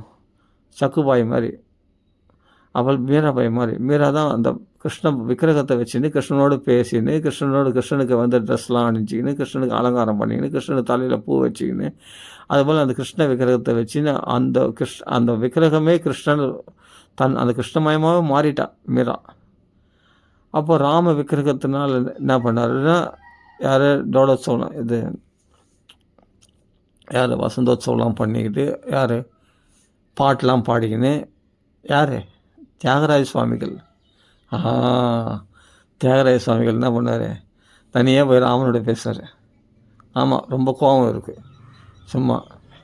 இப்போ உனக்கு புஷ்பம் வைக்கல, புஷ்பம் கீழே விழுந்துச்சு, நான் என்ன பண்ணுறது, சரிந்தா வச்சுக்கோ, சும்மா ரொம்ப கோபிச்சுக்கிறியே, இப்போ தான் சிரிக்கிறேன், சபாஷ், ஏன் மேலே கோபம் அப்படின்ட்டு அந்த ராமரோட பேசுவார். யார்? தியாகராஜ சுவாமிகள். அந்த ராம விக்கிரகம் காணாமல் போயிடுச்சுன்னா அப்படியே துடிச்சு போயிடுவார். அந்த ஜப்பியேசன் என்பவர் அந்த ராம விக்கிரகத்துக்கு கீழே இதில் ஆற்றுல தூக்கி போட்டதுனால ரொம்ப அப்படியே துடிச்சு போயிட்டார். பகவான் தன் உயிரே போன மாதிரி அப்படி கஷ்டப்படுறார். உடனே அடுத்த க்ஷணம் பகவான் அது கனவுல தோன்றி இந்த இடத்துல இருக்குதுன்னு தெரிஞ்ச உடனே அந்த ராம விக்கிரகத்தை கொண்டு பெரிய ஊர்வலமாக அது ஒரு பல்லக்கில் வச்சு அப்படி உற்சவம் நடத்துகிறாரு. யார்? ஆனால் அடுத்த வேலை சாப்பாட்டுக்கு வழி இல்லை, ஆனால் உற்சவம் அமக்கலமாக நடத்துகிறார். அது எப்படின்னா அது ராமர் நடத்திப்பார்.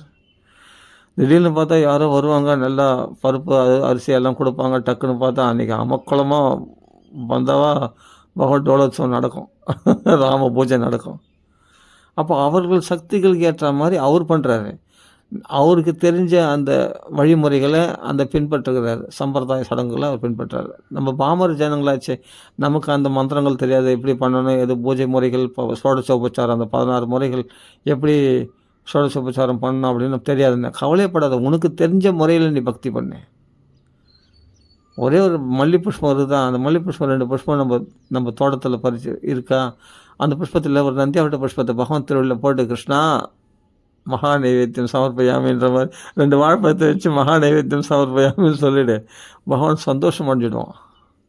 அவன் தானே கேட்குறான், பத்திரம் புஷ்பம் பழம் தோயம் யோமே பக்தியாக பக்தி தானேயா வேணும். நீ கொடுக்குற புஷ்பம் பழம் எனக்குன்னா இல்லையான்னு, நான் கொடுத்தது தான் நீ கொடுக்க போகிறேன் எனக்கு திருப்பி. ஆமாம், நீ இன்னும் புதுசாக ஒன்று நீ கொடுக்க போகிறது இல்லையே, நான் கொடுத்தது எனக்கு திருப்பி கொடுக்குறேன். அதில் இல்லை சந்தோஷம். அதன் மூலமாக நமக்கு 2 பேருக்குள்ள ரிலேஷன்ஷிப் ஏற்படுது பற்றியா. அந்த அந்தரங்க ரிலேஷன்ஷிப், அதாவது என்னென்னா லிங்க்கு நமக்குள்ள அந்த உறவுகள் பிணைக்கப்படுகிறது தான், அதான் முக்கியம். அந்த பக்தியோ அஷ்டநாமி, அந்த பக்தியோட பிரயதாத்மனா, அந்த பிரயத்தனத்தோடு கொடுக்குற அந்த ஆத்மாவனுடைய அன்பை நான் சுவைக்கின்றேன். அந்த பக்தியை தான் நான் சுவைக்கின்றேன். அவன் கொடுக்குற பொருள் முக்கியம் இல்லை. அவன் ஒரு பத்திரம் புஷ்பம், பத்திரம்னா ஒரு இலை, அதாவது துளசி தலம், ஒரு துளசி இலையினால் எனக்கு அர்ச்சனிக்கிறான். சரி, ஒரு நாள் பழத்தை கொடுக்குறான், வாழைப்பழத்தை எடுத்து வச்சுக்கிறான், வெத்தல் பாக்க போட்டு தாம்பழத்தோடு வாழைப்பாக்க வச்சுக்கிறான். சந்தோஷம், ரொம்ப திருப்தி. இல்லை இன்றைக்கி தான் கிருஷ்ணா, அது ஒரு டம்ளர் தண்ணி தான் இருக்குது, ஒரு உத்தரணி தீர்த்தம் தான், இந்தா கிருஷ்ணார்ப்பணம் மஸ்து எடுத்துக்கணும். ஐயோ ரொம்ப சந்தோஷம் அடைஞ்சிட்டேன். ஒரு பருக்கு கீரை ஒன்று தானே கொடுத்தா திரௌபதி, வடை பாயசத்தோட சாப்பாடு போட்டால் அக்ஷய பாத்திரம் வச்சுட்டே அவளுக்கு நல்ல கட்சியில் ஒரு கீரை தான் கொடுத்து அனுப்பிச்சா. அதில் பகவான் சந்தோஷம் அடைஞ்சிட்டான். அவனோட பக்தியோடு கொடுக்கப்படுவது எதுவானாலும் பகவான் சந்தோஷம் அடைஞ்சான். ஒரு படி அவள் தானே கொடுத்தாரு, யார் குசலர். 2 பழம் தானே கொடுத்தா சபரி, எச்சில் பழம் தானே கொடுத்தா சபரி. ஒரு கங்கா தீர்த்து தானே கொண்டு வந்து கொடுத்தான், யார் குகன்னு. சந்தோஷம் அடைஞ்சல்ல. அப்போது கூடிய சந்தனம் கையில் இருக்கிற சந்தனத்தை பகவானுக்கு பூசி விட்டா அது குப்ஜை. சந்தோஷம் அடையில பகவான். ஒரு மாலைக்காரன் அந்த தான் கட்டின மாலையில் 10 மாலை ஒரு மாலை எடுத்து கிருஷ்ணன் கழுத்தில் போட்டான். பெரிய ஆசீர்வாதம் பண்ணிடல. என்ன பெருசாக சோடச்சோபச்சாரமாக பண்ணார் மாலைக்காரன். இல்லை அந்த தையல்காரன் நல்லா தன் துணி தைச்சி அந்த பகவானுக்காக ஆசையாக அந்த ஒரு துணியை எடுத்து போட்டான். வேறு என்ன பெருசாக பூஜைகள் பண்ணிட்டான் அந்த தையல்காரன் மதுரா நகரத்தில் பிரவேசிக்கும் போது. இல்லை ஒரு பழத்தை கொடுக்குற அவள் என்னென்னா 2 பழத்துக்கு பகவான் கையில் வச்சா. அங்கே நான் நெல் இருக்கட்டும்பா, என் குழந்தை ஆசையாக கேட்குது பழத்துன்னு சொல்லி அந்த பழத்தை 2 கையில் கொடுத்தா. அந்த கூட நிறைய ரத்தனத்தை வருஷிச்சில்ல பகவான். என்ன பெருசாக பூஜை பண்ணிட்டாவோ அந்த கேள்வி. பழம் விற்கிற வியாபாரியாகி அந்த கேள்வி என்ன பெருசாக கொடுத்துட்டா சொல்ல பார்க்கலாம். அந்த விற்கிற பழத்தில் 2 பழத்து கிருஷ்ணனுக்கு பகவதர்ப்பணமாக பண்ணான். அந்த கூட நிறைய ரத்தனங்களாக மாறில்ல பெருசாக. சரி பூஜை பண்ணுறா எல்லாம் பண்ணுறா குசலர் கஷ்டம். ஒரு படி அவள் தான், அந்த 4 படி அவளில் ஒரு படி அவள் தான் பகவான் எடுத்து சாப்பிட்டான். அந்த அவளுக்காக ஏங்கி நிற்கார் பகவான். அவள்லேயே எத்தனை விதமான பலகாரம் செய்யணுமோ அத்தனை விதமான உணவு செய்திட முடியும் அவங்க செடிமார்கள். அவ்வளோ பெரிய வசதி துவாரகாதீசன் பகவான். அந்த ஒரு படி அவளில் தான் பகவான் திருப்தி அடைஞ்சான். ஏன்னா அவளுடைய அன்புனால். கொடுக்குற பொருள் முக்கியம் இல்லைங்க, கொடுக்குறவருடைய அன்பு தான் முக்கியம். அந்த அன்போடு கொடுத்தா பகவான் அனுகிரகத்தை வருஷிச்சிடுவான். இன்னதுன்னு சொல்ல முடியாத அளவுக்கு வருஷிச்சிடுவான். அதுதான் குசேலன் குபரன் ஆகினார். மாட மாளிகை கூட கோபுரமாக வளர்ந்து போச்சு. கொடுக்குற அன்பு தாங்க முக்கியம். சிரமப்படக்கூடாது. சும்மா நம்மளையும் கடினப்படுத்திக்கின்னு வீட்டில் இருக்கிறவங்களையும் டென்ஷன் பண்ணிக்கின்னு நாமளும் டென்ஷன் ஆகிக்கின்னு அப்படி பூஜை பண்ண பகவான் சொல்லலை. உன்னுடைய அன்பு தான் முக்கியம். அப்போ இவ்வளோ சரித்திரங்கள் நான் சொல்லியிருக்கேன். இப்போ இவ்வளோ உதாரணம் சொன்னேன். என்ன அவ்வளோ நிறைய பண்டங்கள்லாம் கொண்டு வந்து கொடுத்தாரு யார் குகன். ஆனால் அதெல்லாம் சாப்பிடல. கங்கா ஜலம் மட்டும் கொண்டு வந்து கொடுத்தார். அதை மட்டும்தான் குடித்தார். யார் குகன் கொடுத்த அந்த கங்கா ஜலம் அது போதும். சபரி எச்சில் பழத்தை சுவையாக இருக்கான்னு பார்த்து சாப்பிட்டு அந்த பழத்தை கொடுத்தா. அந்த பழத்தில் சந்தோஷம் அடைஞ்சார் ராமச்சந்திரமூர்த்தி. அவனை பெருசாக பூஜை பண்ணாலா. ஷோடசோபசாரம் பண்ணாலா, நிறைய டொனேஷன் கொடுத்தாலா, கோயில் கோயிலாக போய், இல்லை கும்பாபிஷேகம் பண்ணாலா, என்ன பண்ண? ஒன்றும் பண்ணல. அவள் சாப்பிட்ற அந்த பழத்தில் பகவானுக்குன்னு எடுத்து வச்சு கொஞ்சம் கொடுத்தா, எவ்வளோ தான் செய்தான். பகவான் சந்தோஷம் அடையலையா ராமச்சந்திரமூர்த்தி? அப்போது குப்ஜை என்ன பண்ணா, தன் கையில் இருக்கிற சந்தனத்தை கிருஷ்ணனுக்கு பூசி விட்டான். அவ்வளோதான். அந்த ஒரு சேவையினாலேயே சந்தோஷமான அவள் குண நிமித்தி அவளுடைய பௌதிகமான ஆசைகளையும் நிறைவேற்றினார் யார்? கிருஷ்ண பரமாத்மா. அப்படி ஒரு பழம் வைக்கிற ஒரு வியாபாரி வந்து பழத்தை கொடுத்ததுனால அப்படி சந்தோஷம் அடைஞ்சா. ஏம்பா கொல்லணும்னு நினைப்போட கூட விஷப்பாலை கொடுத்தாப்பா போதனை. அவளுக்கே தாய் நிலைக்கு கொடுத்தார். ஜனனியும் கதியும் தாத்ரி உச்சிதான், அந்த தாய்க்கு சமமான பதவி கொடுத்தாமா. அப்படிப்பட்ட தயாளு கம்பா தயாளும் சரணம் ரிச்சயமே. அந்த தயாளு விட்டு வேறு யாரை போய் சரணம் அடையும்? உன்னுடைய அன்பை தான் பகவான் பார்க்குறானே தவிர உன்னுடைய ஆடம்பர பூஜைகளை பகவான் பார்க்குறதே கிடையாது. நீ ஆடம்பரமாக பூஜை பண்ணுறியா, நீ என்னென்ன வச்ச, புஷ்பம் வச்ச, பழம் வச்ச, அந்த கிளைகளை பார்க்கறதில்ல பகவான். உன்னுடைய அன்பை தான் பகவான் சுவைக்கணும்னு ஆசைப்படுறான். உன்னுடைய இந்த ஆடம்பரங்கள் எல்லாம் தூக்கி போடு, இந்த சாதன சிரமங்கள்லாம் தூக்கி போடு. சிரமம் இல்லாமல் பக்தி பண்ணு, சந்தோஷமாக பக்தி பண்ணு, சுதந்திரமாக பக்தி பண்ணு, அன்போட பக்தி பண்ணு, ஆசையாக பகவானத்தில் இஷ்டப்பட்டு அவனுக்கு எல்லாம் செய். அப்போ உன்னால் எதையும் சாதிக்க முடியும். அன்போடு செய்யும்போது எல்லாமே சந்தோஷமாக செய்யும்போது அதை பார்த்து ரசித்து செய்யணும். ஒவ்வொரு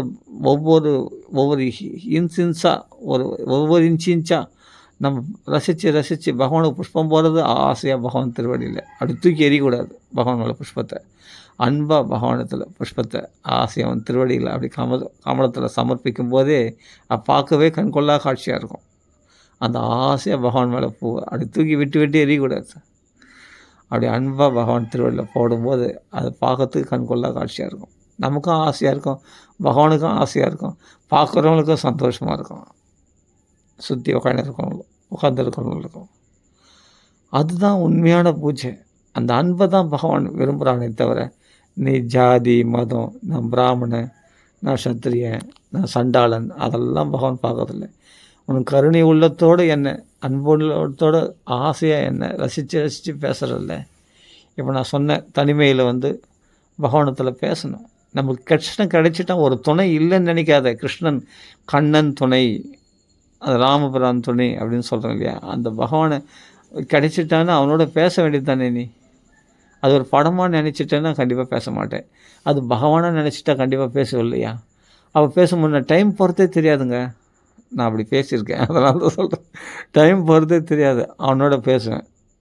ஏண்டா நீ இப்படிலாம் பண்ணி சரித்திரங்களில் பாகவத்தில் இப்படி பண்ணி பாகவத்தை வச்சு பேசும்போது நிறைய பேசலாம். அவனை வச்சது நீ நரசிம்ம அவதாரம் எடுத்த போது அப்பா பயந்து போயிட்டோம், எல்லாருமே பயந்துட்டாங்க. அங்கே நானும் ஏதோ ஒரு தேவனா ஏதோ ஒரு ரூபத்தில் இருந்திருப்பேன்ல நான் கிருஷ்ணா, அந்த நரசிம்ம அவதாரத்தை நானும் பார்த்துருப்பேன்ல அப்படின்னு பகவானோட இதில் பேசும்போது பைத்தியகாரத்தனமாக தான் தோணும் மற்றவங்களுக்கு. நமக்கு அதுதான் பேரனுபவமாக தோணும். இப்படி தான் பிரகலாதன் ஸ்மரண பக்தியில் அந்தரங்கத்தில் கிருஷ்ணனை ஹிருதயத்தில் பார்த்து அவனோட பேசி நின்றான். வேறு எதுவும் இல்லைங்க. பக்தினா இதாங்க, சிம்பிளுங்க. பக்தினா இதான், ரொம்ப சிம்பிள். அவனோட தனிமையில் பேசுறது, தனிமையில் கொஞ்சம் கொலாவுறது. கொஞ்சம் சுததி வைகுண்ட சிந்தா பாருங்கள், நீங்களே பாருங்கள். நான் சொல்கிறது பொய்னா நீங்களே புஸ்தகத்தை போய் பாருங்களேன். பிரகலாத் சத்தத்தை போய் பாருங்கள். கொச்ச சுததி ஒரு தடவை அழுவானா அவங்கள பேசினு, ஒரு சந்தோஷம் சிந்தா சாப்பிட பேசுவானா, அவன் சிந்தனையிலேயே மூழ்கிருப்பானா, ஒரு தடவை நர்த்தனம் ஆடுவானா, ஒரு தடவை குதிப்பானா, ஒரு தடவை ஹரே நாராயணா அப்படின்ட்டு புலம்புவானா, அப்படியே கத்துவானா. உத்காயதுன்னு அப்படி புலம்புறது, அது கத்துறது, அப்படி காயதுன்னா பாடுறது, அவனை புகழ்ந்த பாடுவானா. நீ இப்படிலாம் பண்ணிய கிருஷ்ணான்ட்டு அப்படின்னு அவங்க பேசுறது, பழக்கிறது, அவனை நினச்சி குதிக்கிறது, ஆடுறது, பாடுறது, இது தானங்க கொண்டாட்டம். இது தாங்க பக்தின்னு சொல்லியிருக்கு பாகவதத்தில். அப்படி தனிமையில் பிரகலாதன் அப்படி தான் கிருஷ்ணனிடத்தில் பழகணும். கிருஷ்ண கிரகீதாத்மா, கிருஷ்ணன்ற ஒரு கிரகத்தினால் ஆட்டுவிக்கப்பட்டான். அவனுக்கு அதை தவிர வேறு எதுவும் தெரியாது. அவனிடத்தில் அன்பை வளர்க்கறதுக்கு இது தாங்க சரியான முறை. அப்போ சுதந்திரமாக இருக்கணும். பக்தின்றது கட்டுப்படுத்திக்கூடாது. நாமளும் யாருக்கும் தொல்லை கொடுக்கக்கூடாது. நாம் மற்றவங்களால் நம்ம தொல்லைக்கு உட்படக்கூடாது. மற்றவங்களுடைய தொல்லைக்கு நம்ம ஆட்படக்கூடாது. அப்போ தனிமையில் கிருஷ்ணனிடத்தில் அது கிருஷ்ணன் படம்னு நினைக்கக்கூடாது, கிருஷ்ண விக்கிரகம்னு நினைக்காதீங்க. அது கிருஷ்ணனே அப்படின்னு நினச்சி அவங்க கூட பேசி பாருங்கள்.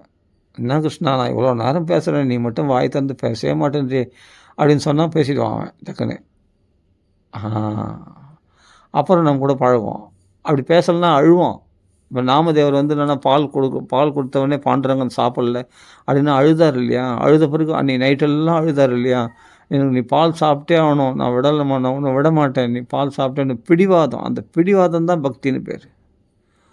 அப்போ அந்த நாமதேவர் என்ன பண்ணார், அது ஒரு சிலையாக நினைக்காம பாண்டுரங்கனை சாப்பிட வச்சு அந்த நைட்டு பார்த்தா பகவான் பாண்டுரங்கனே பிரத்யக்ஷமாகி அந்த நாமதேவருக்கு பால் சாப்பிட்டார் இல்லையா? அது மாதிரி பகவான்களை கெஞ்சணும், பகவான்களை பிடிவாதம் பண்ணணும், பகவான்களை அடம் பிடிக்கணும். அந்த அடம் பிடிக்கிறது தான் பக்தி. ஏன் கிருஷ்ணா நீ படத்தில் அப்போ நான் இப்போ வெறும் படம் தானா, நீ கல் தானா, நீ சிலை தானா, நீ பகவான் இல்லையா? அப்போ எங்கள் பேச மாட்டியா, எங்கள் பழக மாட்டியா? நான் இவ்வளோ நேரம் பேசுகிறேன், நீ ஒரு வார்த்தையோட பதில் சொல்ல மாட்டேன்ட்டு அப்படின்னு அவனுக்கு அடம் பிடிக்கணும். அப்படி அடம் பிடிக்கிறது தான் பக்தி. ஓ கிருஷ்ணா, அப்போ நான் மகான்கள் சொன்னதெல்லாம் பொய். நீ பகவான் வந்து எந்த ரூபத்துலையும் எல்லாத்துலேயும் பகவான் வியாபிச்சிருக்கான். நீ எதில் ஒரு தூணில் கூட பழந்துன்னு நீ நரசிம்மகரமாக வந்த நீ அப்படின்னு சொல்கிறதெல்லாம் பொய்யா அப்படின்னு இந்த படத்துலேருந்து நீ எழுந்து வந்து எங்களை பேச மாட்டியா? எங்களை பேச மாட்டேன்றிய கிருஷ்ணா அப்படின்னு பேசணும். அவங்கள கண்டிப்பாக அவனுக்கு ரோஷம் வந்துடுவான். கண்டிப்பாக ரோஷம் உள்ளவன் கிருஷ்ணன். ரோஷத்தினால்தான் ராமவதத்தில் காட்டு ஓட்டான். அதனால தான் ரோஷம் வந்துட போதுன்னு கட்டி போட்டான். அவன் எங்கன்னா ஓட்டுற போகிறான்ட்டு. நம்ம தடியத்தை அடிக்கிறதுக்கு போனோம் இல்லையா? அதனால் வந்து ரோஷம் வந்து எங்கன்னா காட்டுக்கு ஓட்டுற போகிறான்னு தான் யசோதை கட்டி போட்டு வச்சுருந்தாலாம் கிருஷ்ணனை உரலில். ஓட்டுறக்கூடாதுன்னு பகவான் நம்மளை விட்டு போயிடக்கூடாது அப்படின்றதுல பக்தர்கள் ஜாக்கிரதையாக இருப்பாங்க. அதனால் கிருஷ்ணனிடத்தில் அன்பாக கோபிச்சிக்கணும், பழகணும், அடம் பிடிக்கணும், அவனிடத்தில் பேசணும், அவனிடத்தில் பழகணும். அந்த பழக்கம் வந்து என்னன்னா உன்னை வந்து அதுதான் சிறந்த பக்தனாக பக்த சக்கரவர்த்தியாக பிரகலாதனை பிரகாசிக்க வச்சுது. மீரா வந்து அப்படிப்பட்ட இல்லறத்தெல்லாம் திறந்து விஷத்தையே சாப்பிட்டாலும் அது அவங்கள பாதிக்காதபடி மீராவுக்கு வந்து விஷத்தையே சாப்பிட்டாலும் விஷத்தையே கொடுத்தாங்க இல்லையா மீராவுக்கு. ஆனால் அதனால் பாதிக்கப்படாதபடி அந்த நிலையை சித்திக்க வச்சது அந்த கிருஷ்ண விக்கிரகம்தான். யார்? ரூப கோஸ்வாமிகளாம் யாரோ ஒரு பெரிய மகாத்மா கொடுத்த அந்த சிலை, சின்ன விக்கிரகம், கிருஷ்ண விக்கிரகம். அந்த கிருஷ்ண விக்கிரகத்தினால பக்தி உண்டாகி அந்த கிருஷ்ணனோடு பேசி பழகி அந்த கிருஷ்ணனாலே கிருஷ்ணமயமாகவே மாறி அதனால் பெரிய பெரிய சோதனைகளை கடந்தான். அப்படியேப்பட்ட கிருஷ்ண பக்தி பண்ணதுனால தான் பிரகலாதன் பக்த சக்கரவர்த்தியை பிரகாசித்து அவருக்கு நெருப்பில் போட்டாலும் எரியல, மலிந்து கிழத்தனாலும் பாதிக்கப்படலை, எந்த ஒரு ஆபத்துக்குள்ளேயும் கலங்காமல் வரம் கேட்கணுன்ற ஆசையை எனக்குள்ளே வரக்கூடாது. ஏன்னா வரம் கேட்கறதுல கில்லாடி இரண்ய கசிப்பு தான். அவனே எந்த நிலையை இன்னைக்கு கீழ்ச்சி போட்டு விழுந்து கிடக்கிறான் அவன். அதனால் நம்ம இஷ்டமாக வரம் கேட்கறதில்ல, அது பிரயோஜனம் இல்லை. நம்ம அப்படியே பழக்கணும். நம்ம எவ்வளோ அன்பாக அன்யோன்யமாக நம்ம 2 பேருக்குள்ளே பழக்கம், எப்படிப்பட்ட ஸ்நேகம். நீ எஜமானன், நான் தாசனாக இருந்து எப்படிலாம் உனக்கு கைங்கரியம் பண்ணியிருக்கேன். அந்தரங்கத்தில் மனசுக்குள்ளே அந்தரங்க பக்தியில் அப்படி கைங்கரியம் பண்ணியிருக்கேன். அப்படி இருக்கும்போதும் நீ உன்னை விட்டு பிரிஞ்சு இருக்க முடியலையே, எனக்கு அதுதானே பெரிய கஷ்டமாக இருக்குது. விரகைய காங்ஷேன்னு விருத்தராசனம் சொல்கிற மாதிரி விரகத்தினால் தவிக்கின்றனே, அதனால் உன்னை பிரிஞ்சிருக்கு தான் எனக்கு மன கஷ்டமே தவிர எனக்கு வேறு எதுவும், எனக்கு பணம் இல்லையேன்னு கஷ்டப்படல, நான் பதவி இல்லைன்னு கஷ்டப்படல. அதனால் வந்து அதனால தான் மகான்கள்லாம் நான் எனக்கு பிரம்மலோக சௌக்கியமே வேண்டாம், அஷ்டமா சித்திகளும் வேண்டாம். இது பாகவத்தில் வருது. அப்படி அஷ்டமா சித்திகளும் வேணாம், பக்தர்கள்லாம் விரும்புகிறது இதுதான். எனக்கு பூமியை முழுவதும் ஆளக்கூடிய ஏக சக்கராதிபதியாகவும் நான் இருக்க வேண்டிய அவசியம் இல்லை. அஷ்டமா சித்திகளும் வேணாம். ஏன் மறுபிறப்பு இல்லாத மோட்சமும் எனக்கு வேண்டாம் கிருஷ்ணா. எனக்கு எப்பொழுதும் உன்னுடைய சேவை, உன்னுடைய நாமத்தை சொல்கிறது, உன்னிடத்தில் அன்பு காட்டுறது, இந்த பக்தி மட்டும், உன்னுடைய தரிசனம் மட்டும் எனக்கு கிடைச்சி நேர்த்தா போதும் கிருஷ்ணா. உன்னுடைய தொண்டனுக்கு தொண்டனாக என்னை வச்சுன்னு தகசானு தாஸ்ம பவிதாஸ்ம பூயா, அதுதான் விரகைய காங்ஷி. அந்த விரகத்தினால் தவிக்கிறேன் கிருஷ்ணா, அது மட்டும்தான் எனக்கு வேணும் கிருஷ்ணா அப்படின்னு ஏன் கேட்குற அப்படின்னா, இப்படி தனிமையில் பேசி பேசி பழகி அவனோட ரிலேஷன்ஷிப்பில் நீ ஊறிட்டில்ல, அந்த ரிலேஷன்ஷிப்பில் நீ அன்பை சுவைச்சிட்டில்ல, அதில் வந்து டக்குன்னு பகவான் பார்த்தா திடீர்னு ஒரு அசைவு ஏற்படும். ஆனால் பயந்துட மாட்டோம், ஆச்சரியப்படும், அப்படியே ஸ்தம்பி உடனே அந்த பாவம் வந்து மூர்ச்சி அடைந்து விழுந்துடும். டக்குன்னு பார்த்தா ஒரு அசைவு ஏற்படும். நம்ம வணங்குற அந்த சிலையில் இல்லாட்டி நம்ம வணங்குற அந்த படத்தில் டக்குன்னு ஒரு அசைவு ஏற்படும். பகவான் சிரிக்கிற மாதிரி, டக்குன்னு ஒரு அந்த கண்ணடிக்கிற மாதிரி. சில பக்தர்கள் கண்ணடிச்சிருக்கான் பகவான், அது தெரியுமா? அதாவது இங்கே ஒரு சிவபக்தர், ரவீஸ்வரர்னு ஒரு கோயில் இருக்குது. வியாசர்படியில் ரவீஸ்வரர்னு ஒரு கோயில் இருக்குது. அந்த ரவீஸ்வரர் கோயிலில் வந்து ஒரு பக்தருக்கு கண் அசைச்சிருக்கார் அந்த சிவபெருமான், தெரியுமா? அந்த இடத்துல வந்து அந்த பகவான் வந்து நான் எப்படி இருக்காருன்னு கூட போய் பார்த்ததில்ல, இருந்தாலும் சரி அதில் வந்து கண்ணை காமிச்சிருக்கார் ஒரு பக்தருக்கு ரவீஸ்வரர் கோயிலில். ஆச்சரியமாட்டும். அதுபோல் உண்மையான பக்தர்களுக்கு அதுபோல் சிவபெருமான் அந்த ஒரு அசைவு காண்பிச்சிடும். அது மாதிரி கிருஷ்ணன் வந்து கண்ணை அசைப்பான் நமக்காக. அப்படி பகவான் வந்து என்னன்னா டக்குன்னு ஆச்சரியமாக இருக்கும். அப்படியேப்பட்ட ஒரு அதிசயங்கள் நிகழும். எனக்கு எனக்கு எனக்கு அதுபோல் நிகழ்ந்ததுக்கான்னு கேட்காதீங்க. எனக்கு நிகழ்ந்ததா இல்லையான்னு நான் சொல்லக்கூடாது. அதனால் வந்து உங்களுக்கு போல் அதிசயம் நடந்ததா அப்படின்ட்டு என்ன கேட்கக்கூடாது. ஆனால் நடக்குன்னு மகான்கள்லாம் பகவத்தர்லாம் சொல்லியிருக்காங்க. அதை நம்புங்க. நான் சொன்னதா நம்பாதீங்க. புரியுதுன்னா?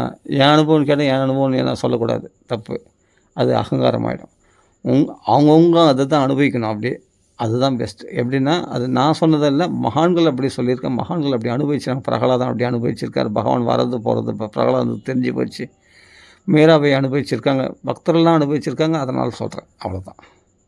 அதை நான் அப்படியே எடுத்து நான் அப்படியே சொல்கிறேனே தவிர இதில் நான் எங்கே வந்தேன், இதில் நான் சொல்கிறேன் என்னுடைய அபிப்பிராயம் சொன்னால் அது அகங்காரம், தப்பு. அப்படி கிடையாது. மகான்கள்லாம் அனுபவிச்சிருக்காங்க, அதனால் சொல்கிறேன்.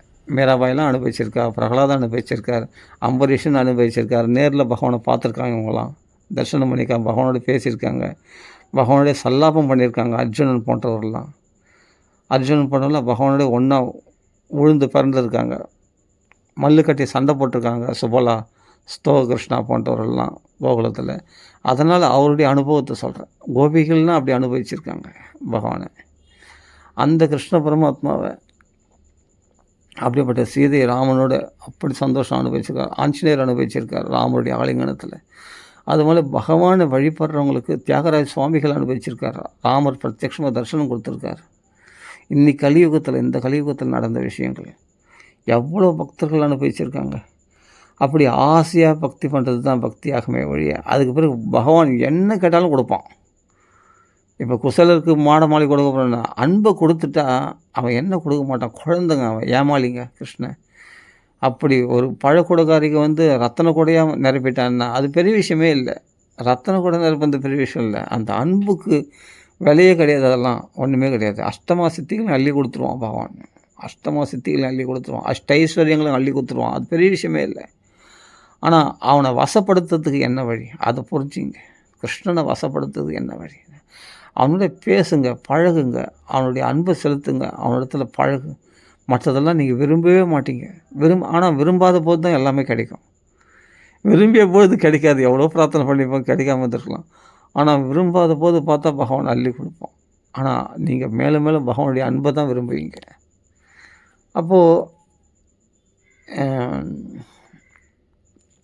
சீதை பொன்மான ஆசைப்பட்டான, பொன் நகரத்தையே கொடுத்தா. பொன் நகரத்து மேலே அவளுக்கு ஆசை இருந்தது. ராமா, உன் பிரிவினால் நான் ஏங்கி தவிக்கிறேன்னு ராமர் மேலே தானே ஆசை இருந்தது சீதைக்கு. அதுதான் விரும்புவாங்க உண்மையான பக்தர்கள். வேறு எதையும் விரும்ப மாட்டாங்க. அது பதிவிரதா தர்மம் மாதிரி. கிருஷ்ணா, உன்னுடைய பிரிவினால் நான் தவிக்கிறேனே, உன்னை யார் இதெல்லாம் கேட்டா? துக்காராம் தாசருக்கு வந்து வீரசிவாஜி கொட்டி கெடுக்கிறார் செல்வங்களை, ஐஸ்வர்யங்களை. நான் இதெல்லாம் கேட்டேன்னா பாண்டுறங்கா, உன்னுடைய பிரிவினால் தவிக்கிறேனே, உன் தரிசனம் வேணுமில்லன்னு ஆசைப்பட்றேன்னே. உடனே பாண்டுறங்க தரிசனம் கொடுத்துருவான் துக்காராம் தாசருக்கு. அதுபோல் வீரசிவாஜி வந்து கொட்டி வந்து கொடுக்குறாரு பணம். அப்படியே நகையும் அரிசி, பருப்பு, புளி எல்லாமே, நகை, ஆபரணங்கள், ஆடைகள் எல்லாத்தையும் கொண்டு வந்து கொட்டுறாரு வீரசிவாஜி. இது யார் கேட்டா? உன் தரிசனத்தில் அல்லவா நான் கேட்டேன் அப்படின்னு துக்காராம் தாசர் அழறாரு. அழுது பாடுறாரு. அவங்க பாடினவோடு பகவான் பிரத்யட்சமாயிட்டான். பாண்டுரங்கம் பிரத்யட்சமாயிட்டான். நட்டவரலால் விட்டலமூர்த்தி ஜம்முன்னு அந்த இடுப்பில் கை வச்சுன்னு பாண்டுரங்கனை அப்போ கட்டி பிடிச்சி ஆலிங்கனம் பண்ணிக்கிறார் துக்காராம் தாசரை. அதுவே அவருக்கு கடைசி பிறவியை போச்சு. பகவான் பாண்டுரங்கனே வந்து அழைச்சி போயிட்டான் விமானத்தில்.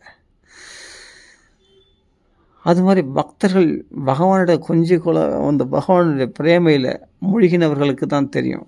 அது ஒரு விக்கிரகமாக நினைக்கவே மாட்டாங்க. பாண்டுரங்க விக்கிரகம் அப்படி நினைக்க மாட்டாங்க. உண்மையிலே பாண்டுரங்கனே வந்திருக்கான், நம்மளுக்கு கிடைச்சிட்டான். அதுபோல் நம்ம விக்கிரகத்தை, இப்போ நம்ம மீராபாய் வந்து ஒரு விக்கிரகத்தில் வச்சு வழிபட்டான். விக்கிரகமாக நினைக்கல, அது பகவானே, கிருஷ்ணனே. அப்படின்ட்டு மூழ்கிட்டார். ராமர் விக்கிரகமாக நினைக்கல, சின்ன விக்கிரகம்தான். யார்? தியாகராஜ சுவாமிகள் வழிபட்டது சின்ன விக்கிரகம் தான், ராம விக்கிரகம். அது சாதாரண விக்கிரகமான இல்லை, பகவானே தான், ராமரே தான் அது அப்படின்னு சொல்லி அழுவார், புலம்புவார். அப்போ அந்த ராமருக்காக தான் பல பாடல்கள் பாடினார் இல்லையா? தெலுங்கில் பல பாடல்கள் பாடினார் ராமச்சந்திரமூர்த்தி. அந்த ராமருடைய பாடல்கள் ராகவேந்திரர் பாடினார், ராமர் தியாகராஜ சுவாமிகள் பாடினார், பல கீர்த்தனைகள் பாடியிருக்கார் இல்லையா ராமர் பேரில். அந்த பகவத்கீதை அதெல்லாம் இன்றைக்கி ரொம்ப பிரசித்தமாக இருக்குது இல்லையா? எனக்கு அந்த கீர்த்தனைகள்லாம் பாட தெரியாது, தெரிஞ்சால் பாடுவேன், எனக்கு ஆசையாக தான் இருக்குது. ஆனால் அப்படி ரசித்து ரசித்து ரசித்து ரசித்து அந்த கீர்த்தனைகளை ராமர் பேரில் அப்படி பாடியிருக்காரே தியாகராஜ சுவாமிகள். அந்த பக்தி தாங்க. அது மாதிரி அந்யோன்யமாக பகவானுடைய பழக நம்ம வீட்டில் இருக்கிற படங்களாக நினைக்காதீங்க. சாக்ஷாத் பகவானே, ராதாகிருஷ்ணனே அந்த ரூபத்தில் இருக்கிறான், அவனோட பேசுங்க. என்ன ராதையோட ரொம்ப உல்லாசமாக இருக்கு, என் கூட பேச மாட்டேன்ற, நீலாம் ராதையோட தான் பேசுவேன், எங்கெல்லாம் எங்கே பேச போகிறேன் அப்படின்னு சொல்லிட்டு அவங்கள கோச்சின்ட்டு பாருங்கள். அது மாதிரிலாம் அந்த அனுபவம் தனிங்க. அதெல்லாம் சொல்லி வராது. அதான் சொல்கிறேன், பிரகலாத் சொல்கிறார், தானாலும் வராது, பிறர் சொல்லியும் வராது. அதெல்லாம் அப்படியே அந்த ஆகர்ஷ சந்நிதம், அந்த காந்த மாதிரி தன்னாலே இழுக்கணும். இழுத்து நம்ம மனசை அதில் பறி கொடுக்கணும், பகவானத்தில் பறி கொடுத்து. அது அப்புறமா அது ஒரு தனி ரேஞ்ச், தனி உலகம். அது அவர்கள் வாழ்கிற உலகம். மணிக்கணக்காக பேசினிருப்பான் பிரகலாதன் பகவானோட ஹிருதயத்தில். பகவான் வரது போகிறது தெரியும். பகவானோட எவ்வளோ நேரம் ஸ்பெண்ட் பண்ணாலும் அதுக்கு சலிப்பே கிடையாது. கிடைச்சிட்டா போதும், சுக்ரிய மாதிரி பொழைமினே இருக்க வேண்டியது தான் ராமரோட. நைட்டெல்லாம் தூங்க விடலையா யார்? ராமலக்ஷ்மணர் தூங்க விடல, டக்கு நடுறது. அப்புறமா அன்றைக்கி ஒரு கதை நடந்தது. அந்த மாயாவினி ஒரு அசலம் வந்தான்னா அவனோட டக்குன்னு இவங்க தூக்கத்தில் எழுந்து உட்காந்துப்பாங்க. யார்? அவங்களே காடாக கஷ்டப்பட்டு சீதை தேடின்னு பொழைமின்னு வந்திருக்கான், கொஞ்சம் ரிலாக்ஸாக தூங்க விடுவானா? அவன் தூங்கவே விட மாட்டான் நான் சுக்ரீவன். யார்? ராமலக்ஷ்மணரில். அவளை எழுப்பி அன்றைக்கி ஒரு கதை நடந்தது. அந்த துந்துவின்னு ஒரு அசுரம் வந்தான். அவன் என்ன பண்ணான் தெரியுமா? அவன் எங்களுக்கு இப்படின்னு அந்த கதை, அந்த வாலியுடைய அப்படிலாம் பண்ணாப்பா. என்ன அந்த இடத்துல ஓட விட்டான், இந்த இடத்துல ஓட விட்டான். எத்தனை திசைகளை நான் அழிஞ்சேன் தெரியுமா? இந்த ஓட்ட வஸ்திரத்தோட அடைக்கலம் இல்லாமல் இந்த ஆஞ்சநேயர், இந்த நலன், நீலன், இந்த 4 பேர் தான், இந்த 4 வானர்கள் தான் எனக்கு துணை.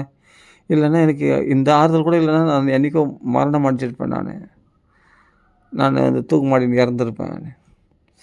இவங்க தான் எனக்கு ஆறுதல் பண்ணி, நீங்கள் அப்படிலாம் தற்கொலை பண்ணிக்கூடாது, பயப்படாத, பகவான் ஒருத்தர், இறைவன் ஒருத்தர் இருக்கிறான், காப்பாற்றுவான் அப்படின்னு ஆறுதல் சொல்லி கொண்டு இருந்தார்கள். இந்த நலன், நீலன், இந்த ஆஞ்சநேயர் தான் எனக்கு என் உயிரை காப்பாற்றின்னு இருக்காங்க அப்படின்னு தைரியம் சொல்லிட்டு அப்படின்னு புலம்புறாரு. யார்? சுக்ரீவன் ராமர்கள். என்ன அப்படிலாம் என்னாச்சு? என் மனைவியும் பிடிங்கிண்டு, என்னுடைய ஸ்தானத்தையும் பிடிங்கிண்டு, என்னை வஸ்திரத்தோடு ஆகாரம் இல்லாமல் எத்தனையோ நான் அலைஞ்சிருக்கேன் இந்த வாலியால் கொடுமைப்படுத்தப்பட்டு அப்படின்னு புலம்புன்னு புலம்புறான்.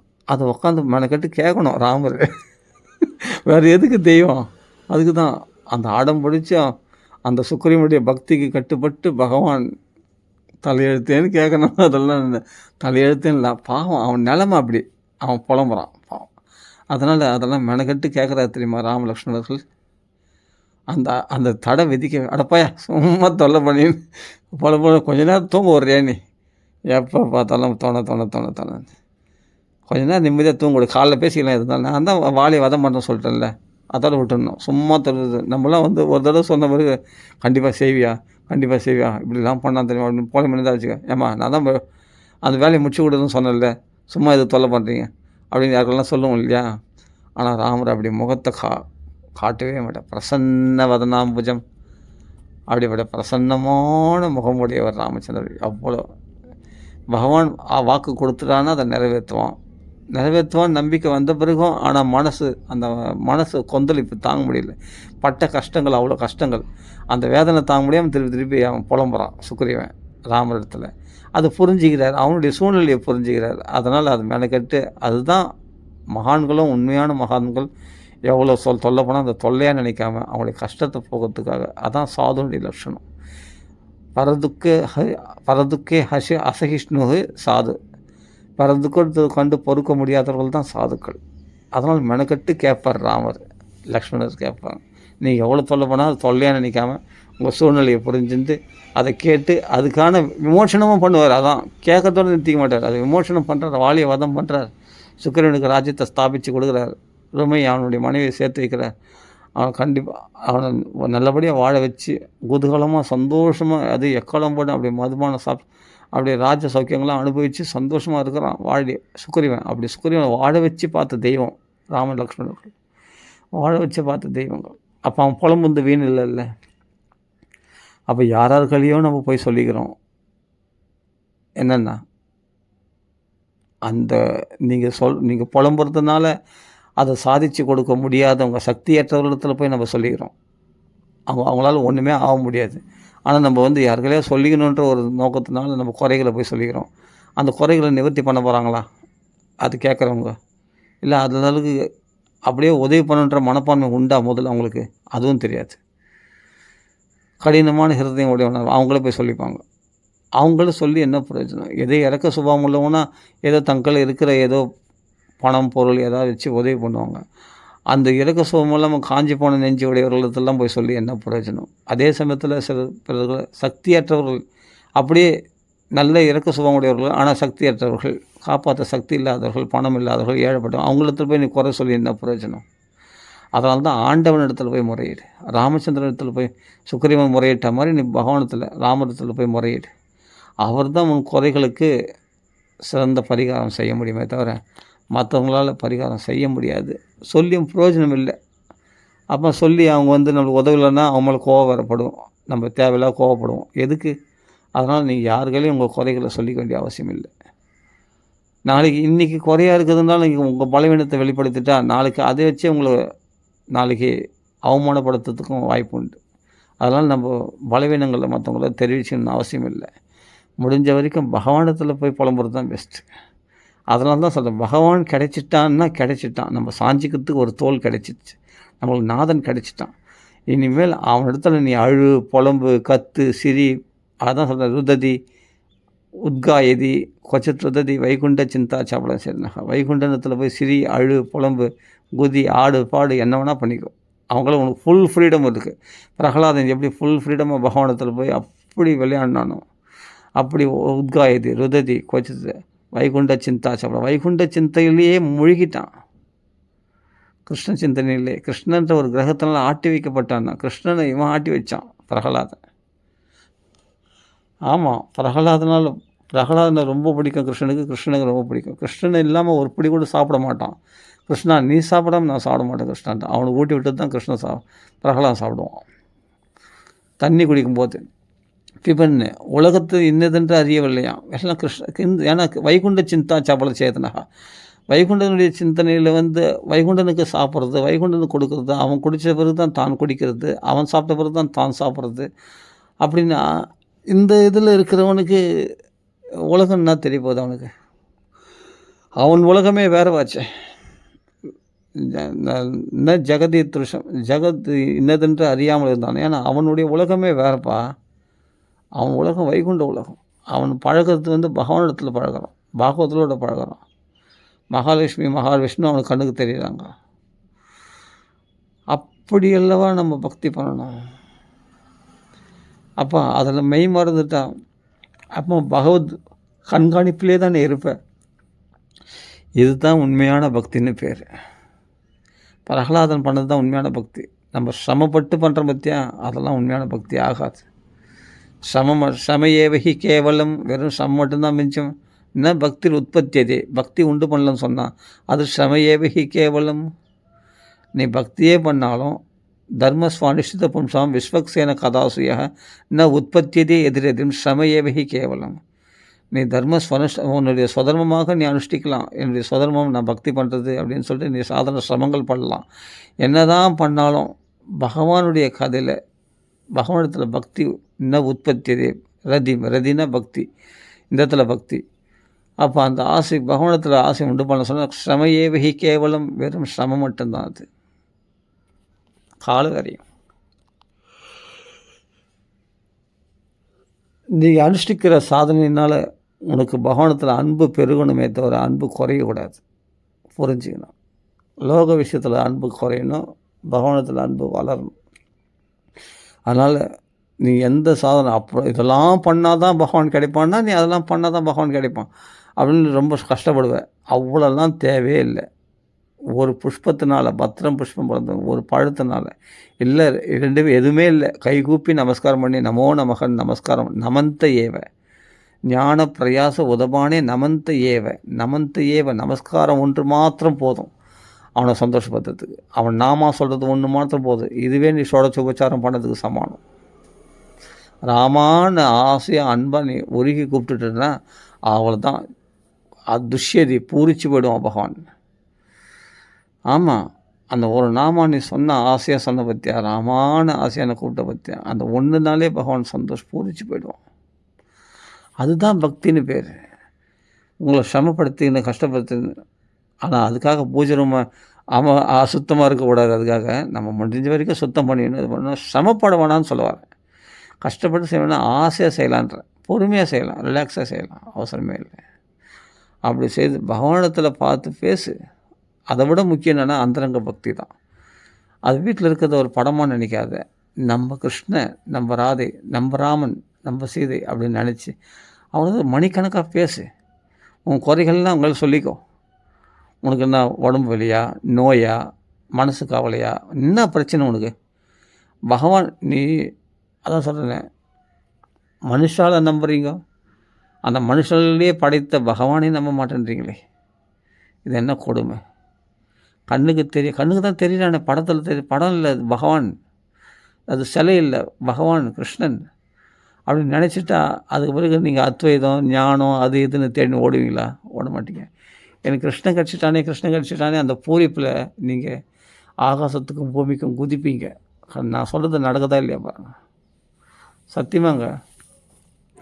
அவன் கிடைச்சதை நீங்கள் பயன்படுத்திக்க, கையில் கிடைச்ச பகவானை தெரியல. வசுதேவர் கேட்டாராம், நான் என்ன கிரியைகள்லாம் அனுஷ்டானம் பண்ணேன் நாரதத்தில், நான் மோட்சம் அடையத்துக்கு எனக்கு என்ன வழின்னு கேட்டாராம்.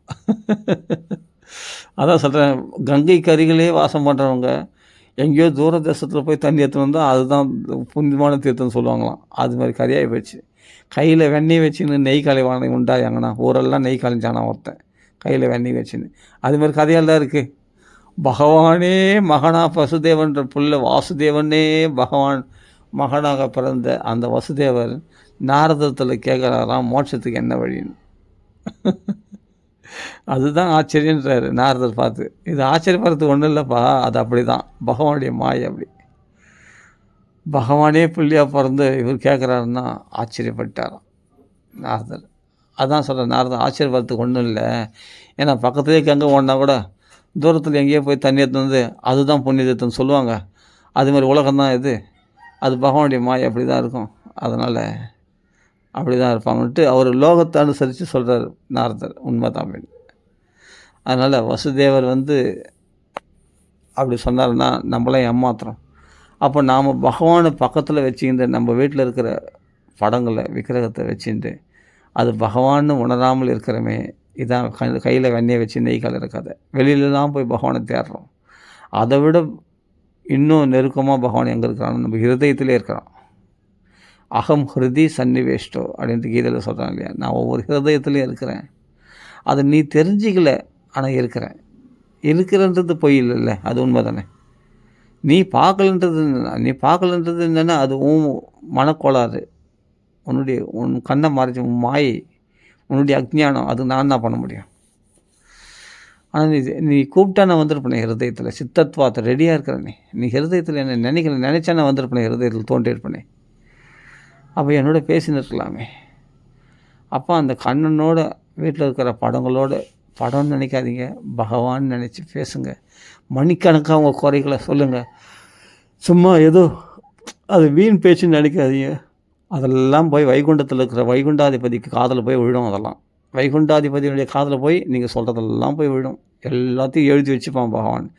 நீங்கள் சொன்னதெல்லாம் நீங்கள் ஏதோ மணிக்கணக்கான புலம்புனேன் அப்படின்னு மறுநாள் மறந்துட்டுருப்பீங்க. ஆனால் அத்தனையும் டிட்டோவாக ஒரு வார்த்தை கூட மறக்காமல் அதை அப்படியே எழுதி வச்சு பகவான் அதுக்கான பலனை கரெக்டான டைமில் கரெக்டாக செய்வான் பகவான். ஆமாம், கரெக்டாக செய்வான். அது ஒரு புள்ளி கூட மிஸ் ஆகாது. என்ன நம்ம இதெல்லாம் நடக்குதே அப்படின்னு நம்மளே ஆச்சரியப்படுவோம். இதெல்லாம் நம்ம எப்போ கேட்டோம், கேட்கலையே அப்படின்னு நீங்களே மறந்துருப்பீங்க கேட்டது. ஆனால் அது நீங்கள் கேட்டிருப்பீங்க, அதனால தான் அது கிடச்சிருக்கும். ஒரு விஷயம் கிடைக்குதுன்னா,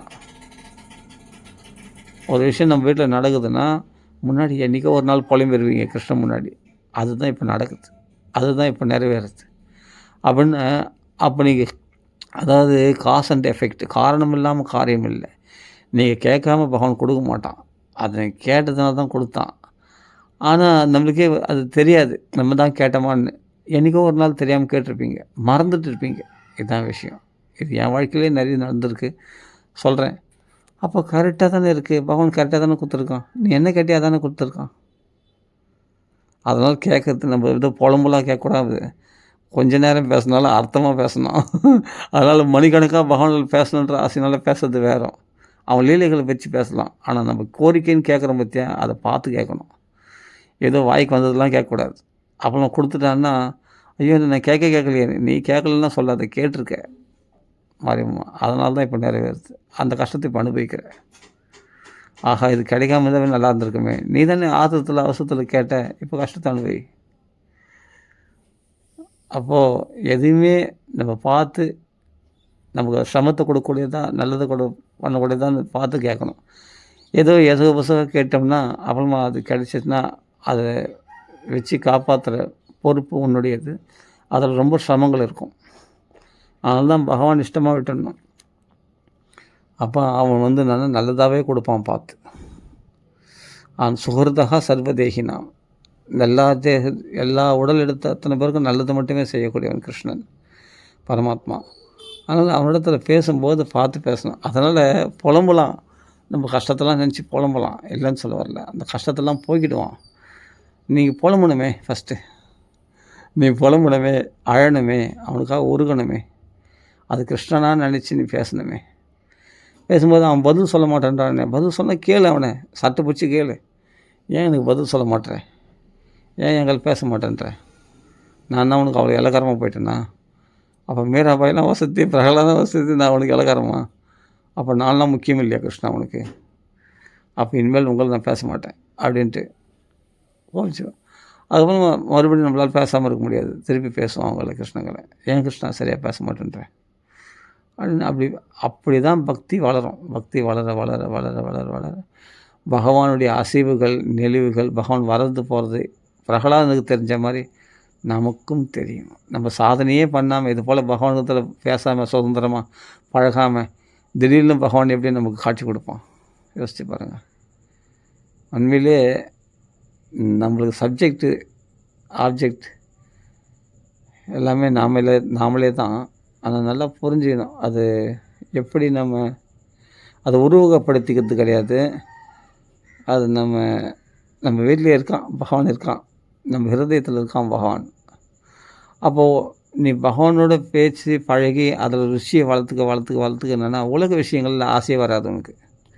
ஆமாம், நீ எப்போ பகவானுடைய உலகத்தில் வாழறியோ, பகவானோட பேசி பழகுறியோ, அதில் ருசி வளர்த்துக்கிறியோ, அதுக்கப்புறம் மனைவிடத்தில் பேசணும்னு தோணாது உனக்கு.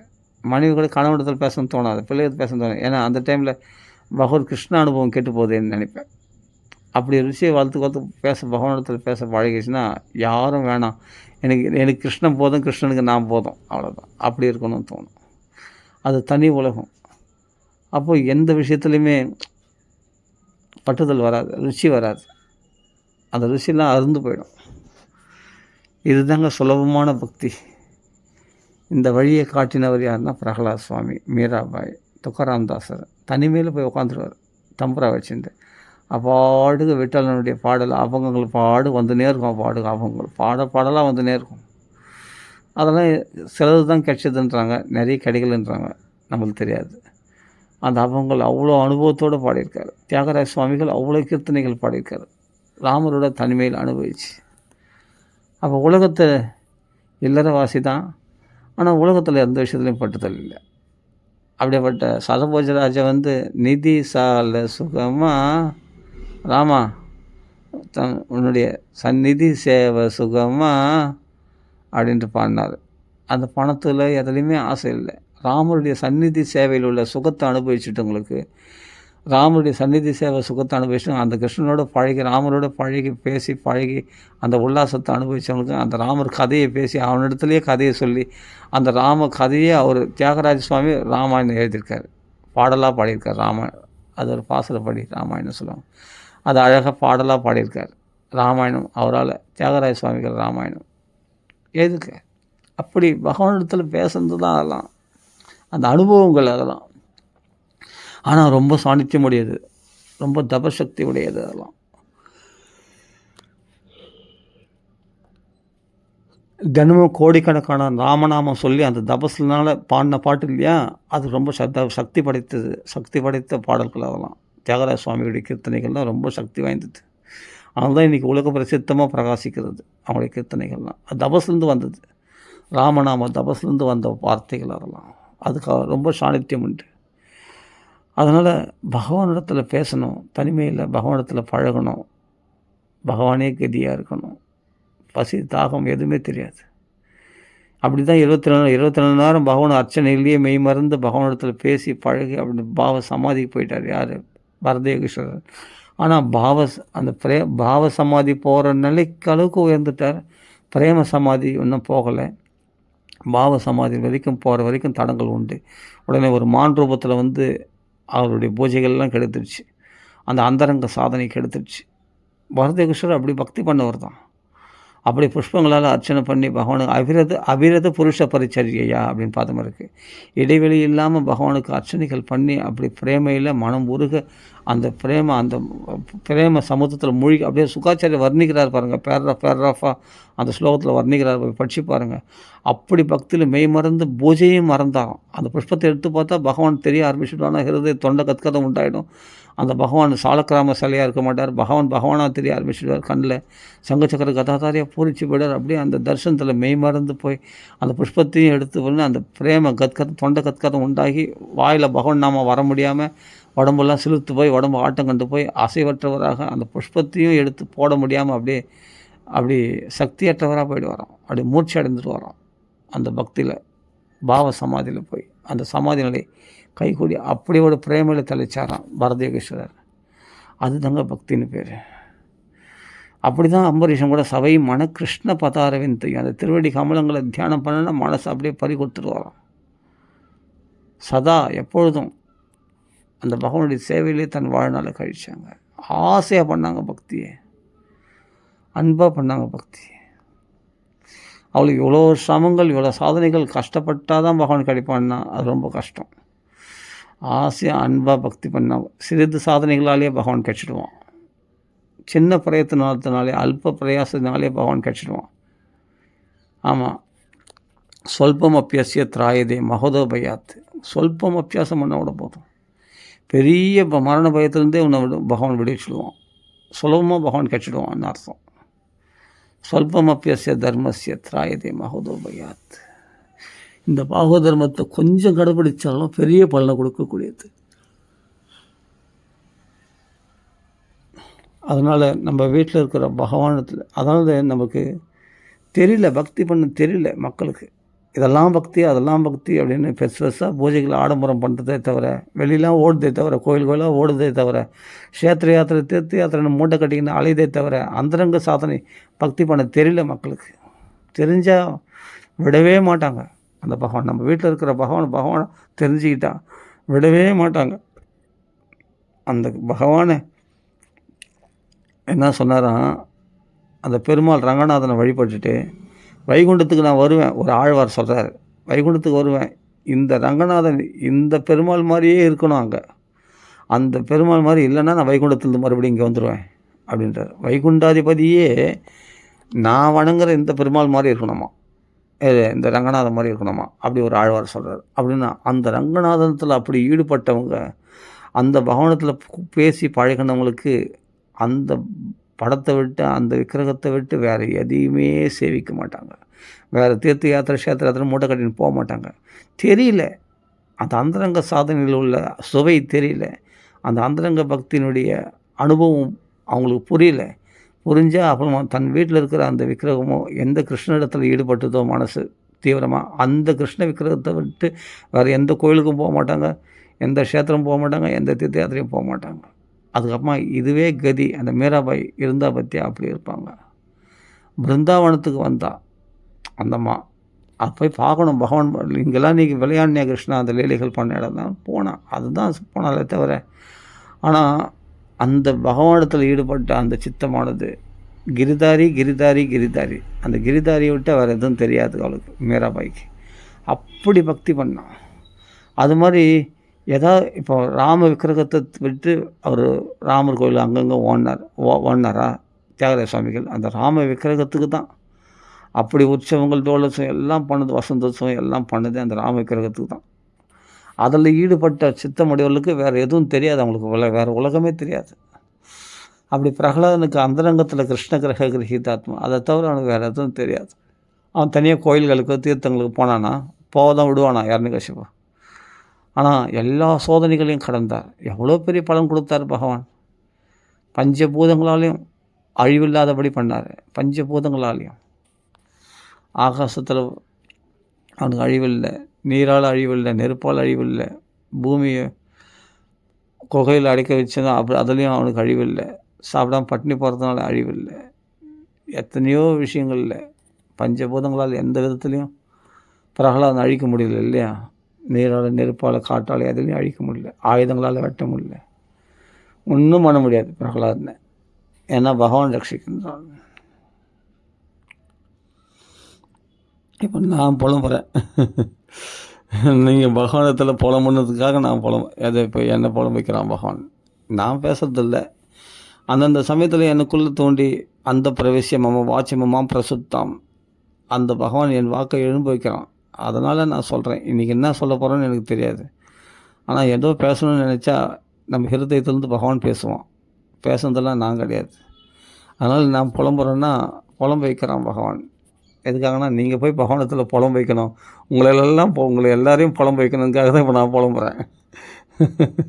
எல்லாம் பகவான் உங்கள் ஹிருதயத்தில் அந்த பகவான் ஸ்தாபித்து அவனிடத்துல புலம்புங்க, உங்கள் குறைகளை சொல்லிக்குங்க, நீங்கள் கண்ணீர் விடுங்க, அழுங்க. யாரார்களே போய் அழறீங்களே, சக்தியற்றத்துலாம் போய் அழறீங்களே, உங்கள் குறைகளை தீர்க்க முடியாதவங்களெலாம் போய் புலம்புறீங்களே, அழறீங்களே, கதறீங்களே. எதுக்கு இப்படி டைம் வேஸ்ட் பண்ணுறீங்க, கால விரயம் பண்ணுறீங்க? கண்ணுக்கு தெரிஞ்ச பகவான் இருக்கிறான், படரூபத்துலையோ சிலை வடிவத்தில் உங்கள் வீட்டில் இருப்பான்.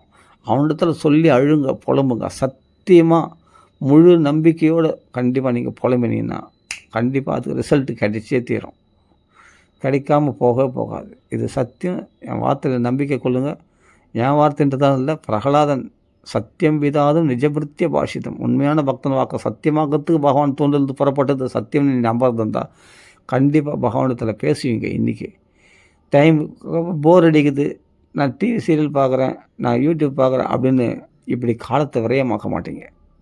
ஆஹா, எவ்வளோ பெரிய பொக்கிஷம் கிடைச்சிருக்கு, புதையல் கிடைச்சிருக்கு, நம்ம பகவான் நம்ம வீட்டில் இருக்கான், நம்ம பகவான் நமக்குள்ளே பேசாமல் யாருக்காலும் அவனை போய் தனிமேல் விட்டு அவனுக்கும் போர் அடிக்க வச்சு நம்மளும் போர் அடிக்க இப்படி இருக்க வேண்டிய அவசியம் இல்லையே, அவனை விட்டு ஒரு க்ஷணம் கூட பிரிஞ்சிருக்கக்கூடாது அப்படின்ட்டு அவங்கள போய் பேசி புலம்பி அழுது உங்கள் குறைகளை சொல்லி அழுது உருகும் இருதயத்தோடு அவனிடத்தில் நீங்கள் பேச ஆரம்பிச்சிங்கன்னா அப்புறம் நாளடைவில் என்ன ஆகும் தெரியுமா? உங்களுக்கு எல்லா சித்திகளும் கை கூடும். அதுக்கு பிறகு நீங்கள் யார் தலையில் கை வச்சு கிருஷ்ணநாமத்தை சொன்னாலும் உடனே அவங்களுக்கு நோய்கள் குணமாகிடும். எல்லாமே ஈஸியாக வந்துடும், எல்லாமே ரொம்ப சுலபமாக கொடுத்துருவான் எல்லாத்தையும். அதான் சொல்கிறேனே, பக்தியோ சுலபோ பகவான், பக்தியா சுலபோ பகவான். பக்தினால சுலபமாக பகவான் கிடச்சிடுவான். அனன்யச்சேதா சுலபகா அப்படின்னு சொல்கிறான் இல்லையா 8வது அத்தியாயத்தில் கீதையில். அனன்யமாக எண்ணத்தில் பக்தி பண்ணுறவங்களும் நான் சுலபமாக கிடைச்சிடுவேன்டா, இவ்வளோ சாதன சமங்கள் தான் தேவையில்லை. ஆமாம், சந்திராயணம் இது கிருஷ்ண உத்தராயணம் டக்குன்னு ஞாபகம் இல்லை. உத்தராயண காலத்தில் தான் மோட்சம் அடைய முடியும். சாந்திராயண காலத்தில் ஏதோ ஒரு மோட்சம் அடைய முடியாது, அப்படிலாம் கிடையாது. எந்த காலத்துலேயும் பகவான் நேரம் காலம் பகவானுக்கு கிடையாது. உண்மையான பக்தி மட்டும்தான் காரணமாக இருக்குமே தவிர, உண்மையான பக்தி இல்லைன்றது மட்டும்தான் காரணமாக இருக்குமே தவிர பகவானத்தில் அருள் கிடைக்கலன்னா, பக்தி இருந்தால் அருள் கிடைக்காமல் போகாது. அதனால் சிரமங்கள் சிரமப்படாமல் கஷ்டப்படாமல் எளிமையாக கிடைக்கிற பக்தியை எளிமையாக அனுபவிங்க. அலட்சியப்படுத்தக்கூடாது. எளிமையாக கிடைச்சதுனால அலட்சியப்படுத்தக்கூடாது. ஏன்னா நம்ம பக்கத்துலேயே நம்ம வீட்டில் தானே விக்கிரகம் இருக்குது, நம்ம வீட்டில் தானே படம் இருக்குது அப்படின்னு நம்ம அலட்சியப்படுத்தினோம் பார்த்தியா. அதுதான் நம்ம பண்ணுற பெரிய தப்பு. அதனால தான் க்ஷேத்திர யாத்திரமா தீர்த்த யாத்திரமா ஓடுவோன்னு ஓடுறாங்க. அங்கங்கே இருக்குது உலகத்தில். போவோம் நான் சொல்ல வரல, போகலாம். மீராபாய் கூட போயிருக்காங்க, யாரோ மகாத்மாக்கள் போயிருக்காங்க, கோயில்களுக்கு போயிருக்காங்க. ஆனாலும் நம்ம ஹிருதயத்தில் அந்த பகவான், நம்ம வீட்டில் இருக்க அந்த பகவான் தான் அங்கே பல ரூபங்களில். அந்த ராமன் தான் அங்கே ஸ்ரீரங்கனாக பள்ளி கொண்டு இருக்கிறார். அவன் தான் பிருந்தாவனத்தில் கிருஷ்ணனாக இருக்கிறான். அவன் தான் மதன் மோகன் டெம்பிளில் மதன் மோகனாக இருக்கிறான் அப்படின்னு நம்ம பார்க்க தெரிஞ்சோம். பங்கே பிகாரி அங்கே பகவானாக இருக்கிறான் அப்படின்னு பகவானை நம்ம அங்கங்கே இருக்கிற இவன் தான் பல ரூபங்கள் எடுத்திருக்கான். நம்ம ஹிருதயத்தில் மூலஸ்தானத்தில் நம்ம அந்தரங்கமாக பிரதானமாக ஒரு தெய்வத்தை வச்சுருக்கோம் இல்லையா, அந்த கிருஷ்ணன் தான் இந்த ரூபங்களை இத்தனை வடிவங்களில் பகவான் இத்தனை கோயில் கொண்டுடலாம் அப்படின்னு பார்க்கணும். அப்படி பார்த்துட்டு வந்துடணும். மறுபடியும் நம்ம கையில் நம்ம ஈடுபடுற அந்த கிருஷ்ண இடத்துல தான் அந்தரங்க பக்தி பண்ணணும் தீவிரமாக. அப்படி பண்ணிட்டோம்னா அவன் நம்ம கேட்குறதெல்லாம் செய்வான். அதனால் வெளியே அலைய வேண்டாம் அந்தரங்க சாதனைக்கு. அதே சமயத்தில் சிரமங்கள் பட வேண்டாம். ஆசையாக பக்தி பண்ணு, அன்பாக பக்தி பண்ணு, ஆடம்பர பக்தி வேண்டாம். யாரும் நம்மளை மெச்சிக்கணும், நம்ம சிறந்த பக்தன் அப்படின்னு நம்ம டாம் போடணுன்னு அவசியம் இல்லை. நம்மளை காட்டிக்கணும்னு அவசியம் இல்லை. யார் நம்புகிறான் நம்மளை, என் கிருஷ்ணன் நம்புகிறான், அது போதும் என் பக்தியை. என்னுடைய உண்மையான அன்பை அவன் நம்புகிறான், அவனுக்கு தெரிஞ்சால் போதும். அப்போ உள்ளமும் பரிசுத்தமாகும். எல்லாருக்கும் நேர்மையாக நடந்துப்பீங்க. ஒரு சின்ன பொய் சொல்ல கூட பயப்படுவீங்க, அப்படின்னு நடுவீங்க. ஐயோ நம்ம பொய் சொல்லிட்டோமே அப்படின்ட்டு வருத்தப்படுவீங்க. அந்த வருத்தப்படுற ஹிருதயத்தில் கிருஷ்ணன் இருக்கிறதுனால தான் நீங்கள் எல்லாம் தவறு செய்யறதுக்கே துணிஞ்சு தவறு செய்கிறாங்க, வெக்கம் இல்லாமல். அந்த நிலை நம்மளுக்கு வராது. நம்ம எந்த ஒரு சின்ன தவறு பண்ணாலும் யோசிப்போம், பயப்படுவோம், தவறு பண்ண மாட்டோம். தர்மபுத்திரர் பயப்பட பொய் சொல்கிறதுக்கு அஸ்வத்தாமா ஹத குஞ்சரகா அப்படின்ட்டு சொல்கிறதுக்கு பயந்தார் இல்லையா, அப்படி பயப்படுவோம். பகவானே போய் சொல்கிறவங்க கூட போய் சொல்கிறதுக்கு தயங்குவோம். அதாவது கரீம்னு ஒரு அக்பருடைய மந்திரி இருந்தார், கரீமா, அவர் பேர் ரஹீம்னு நினைக்கிறேன். ரஹீமா கரீமத்தில் ரஹீம் ஏதோ பேர். அக்பருடைய மந்திரி. அவர் என்னென்னா அக்பர், அந்த ரஹீம் இல்லைனாவே அக்பர் இல்லை. அந்த ரஹீம் அப்படி போர்க்காலத்தில் எல்லாரையும் ஜெயித்தார். அப்போது அந்த ராஜாக்கள்லாம் பார்த்து என்ன பண்ணாங்க, இவரை ஜெயிக்க முடியலையே அப்படின்னு சொல்லி, ரஹீம் ஜெயிக்க முடியலையே, போர்க்காலத்தில் ஜெயிக்க முடியலன்றதுனால என்ன பண்ணாங்க, அவருக்கு என்ன பண்ண மறுநாள் சரி சமாதானம், நம்ம 2 பேர் சண்டை வேணால் சமாதானம் பண்ணிப்போம் அப்படின்னு சமாதானம் பண்ணிக்கிட்டாங்க. சமாதானம் பண்ணிக்கிட்டோன்னே உங்களுக்கு நான் விருந்து வைக்கிறதா இருக்கிறோம் அப்படின்ட்டு. விருந்துலாம் எதுக்கு, இல்லை உங்களுக்கு விருந்து வைக்கணும், நீங்கள் வாங்க அப்படின்னு சொல்லி கலந்துக்கணும்னு சொன்னோடனே அந்த ராஜாக்கள்லாம் விருந்து வைக்க பார்க்குறாங்க. அந்த விருந்தில் விஷம் வச்சு கலந்து ரஹீமை சாவடிச்சிடலான்னு அவங்களுக்கு திட்டம். அக்பருடைய மந்திரி ரஹீம் அப்படி சண்டை போட அவரை போரில் ஜெயிக்க முடியலன்றதுக்காக மற்ற ராஜாக்கள் என்ன பண்ணாங்க, மறுநாள் விஷம் வைக்கிறதா இருந்தாங்க. உடனே பகவானே கனவுல சொல்கிறான், நீ போகாத, அவர்கள் விஷம் வைக்கிறதா இருக்கிறாங்க அப்படின்னு. நான் அப்படி இல்லை, நான் வாக்கு கொடுத்துட்டேன், நான் போய் சொல்ல மாட்டேன். அங்கே விருந்துக்கு வரதா நான் வாக்கு கொடுத்துட்டேன், அதை நான் மறுக்க முடியாது, நான் போயே தீருவேன் அப்படின்னா என் மேலே உனக்கு கருணை. ரஹீம் ஆனால் இவர் முஸ்லீமே தவிர ஆனால் சிறந்த கிருஷ்ண பக்தர். அவர் ரஹீம்ன்றவர் அக்பருடைய மந்திரி, சிறந்த கிருஷ்ண பக்தர். அதனால் பகவானே சொன்னால் கூட நீ போகாத அப்படின்னு தன் பக்தனுக்காக பரிந்து வரான் பகவான். முஸ்லீம்னு பார்த்தானா பகவான், யோசிச்சு பாருங்கள். மிலேச்சன்னு பார்த்தாரா பகவான், கிறிஸ்டின்னு பார்த்தாரா, முஸ்லீம்னு பார்த்தா பகவான் எல்லாருக்கும் அனுகிரகம் பண்ணுறான். இப்போ அமெரிக்கன்ஸ் எவ்வளோ கிறிஸ்டின்ஸ் மாறியிருக்காங்க தெரியுமா அமெரிக்காவில், கிருஷ்ண பக்தர்லாம். சரி நம்ம கதைக்கு வருவோம். அப்படி ரஹீம் பார்த்து சொல்கிறார், என் மேலே என்ன கருணை உனக்கு, அப்படி என் மேலே கருணை இருந்தால் எனக்கு காப்பாற்ற வேண்டியது நீ உன் கடமை, நீ பார்த்துக்கோ. நான் வேணும், நான் உயிரோடு இருக்கணும்னா அந்த உயிரை காப்பாற்ற வேண்டியது நீ தானே, நீ பார்த்துக்கோ. ஆனால் நான் வாக்கு கொடுத்துட்டேன், விருதுக்கு வரதா, அவர்கள் விஷம் வச்சாலும் நான் சாப்பிட தான் தீருவேன். நான் வாக்கு கொடுத்துருந்து பின்வாங்க மாட்டேன். என்கிட்ட அந்த சத்திய நிஷ்டை இருக்கிறதுனால தானே பகவான் என்னை விட்டு போக மாட்டேன்னு உறுதியாக இருக்கிறான். அது தெரியும் ரஹீமுக்கு. அப்போது நம்ம சத்தியத்தில் உறுதியாக இருந்தால் பகவான் ரொம்ப பிடிக்கும். சத்தியபரம் த்ரி சத்தியம் சத்திய சியோனி நிகிதம் சத்தியாத்மகம் துவாம் சரணம் பிரபன்னா அப்படின்னு சொல்கிற மாதிரி, சத்தியமிருதம் சத்தியபரம் த்ரி சத்தியம் சத்திய சியோனி அப்படி சத்தியம்னு சத்திய 8 விதமான சத்தியங்களால் ஸ்தோத்திரிக்கிறார்கள் இல்லையா தேவரெல்லாம். அப்படியேப்பட்ட 8வது பள்ளியாக பறக்க போகிறன்றதுனால 8 விதமான சத்தியங்களால் அப்படியே சத்தியஸ்வரூபி ஆகிய பகவானை சத்தியத்தினால்தான் அவனை அடைய முடியுன்றதுனால அந்த சத்திய நிஷ்டையில் உறுதியாக இருக்கார் ரஹீம், பொய் சொல்லக்கூடாது. மறுநாள் போனார், அதே மாதிரி விருந்து வச்சாங்க அந்த ராஜாக்கள்லாம். அவரும் கிருஷ்ணா கிருஷ்ணா கிருஷ்ண கிருஷ்ணான்ட்டு கிருஷ்ண நாமத்தை சொல்லிட்டு சாப்பிட்டாரு. அந்த விஷம் ஒன்றும் பாதிக்கலை, அவர் உயிரிடவே நல்லாவே இருந்தார். அவர் வஞ்சகம் பண்ணுறாங்கன்னு தெரிஞ்சே விஷத்தை சாப்பிட்டார், ஒன்றுமே ஆகலை. கிருஷ்ணன் காப்பாற்றிட்டான் அந்த ரஹீம். அதுதான் பகவானுக்கு அந்த பக்தர்கள் மேலே உள்ள வாத்சல்யம். அவர் ஜாதியை பார்த்தாரா, முஸ்லீம்னு பார்த்தாரா, அந்த கிருஷ்ண பக்தியை தானே பார்த்தார். ஹரிதாஸ் தாகூருக்கு அப்படி சவுக்கால் அடித்தாங்களே, 3 லட்சம் நாமா சொல்ல முடியுமாங்க?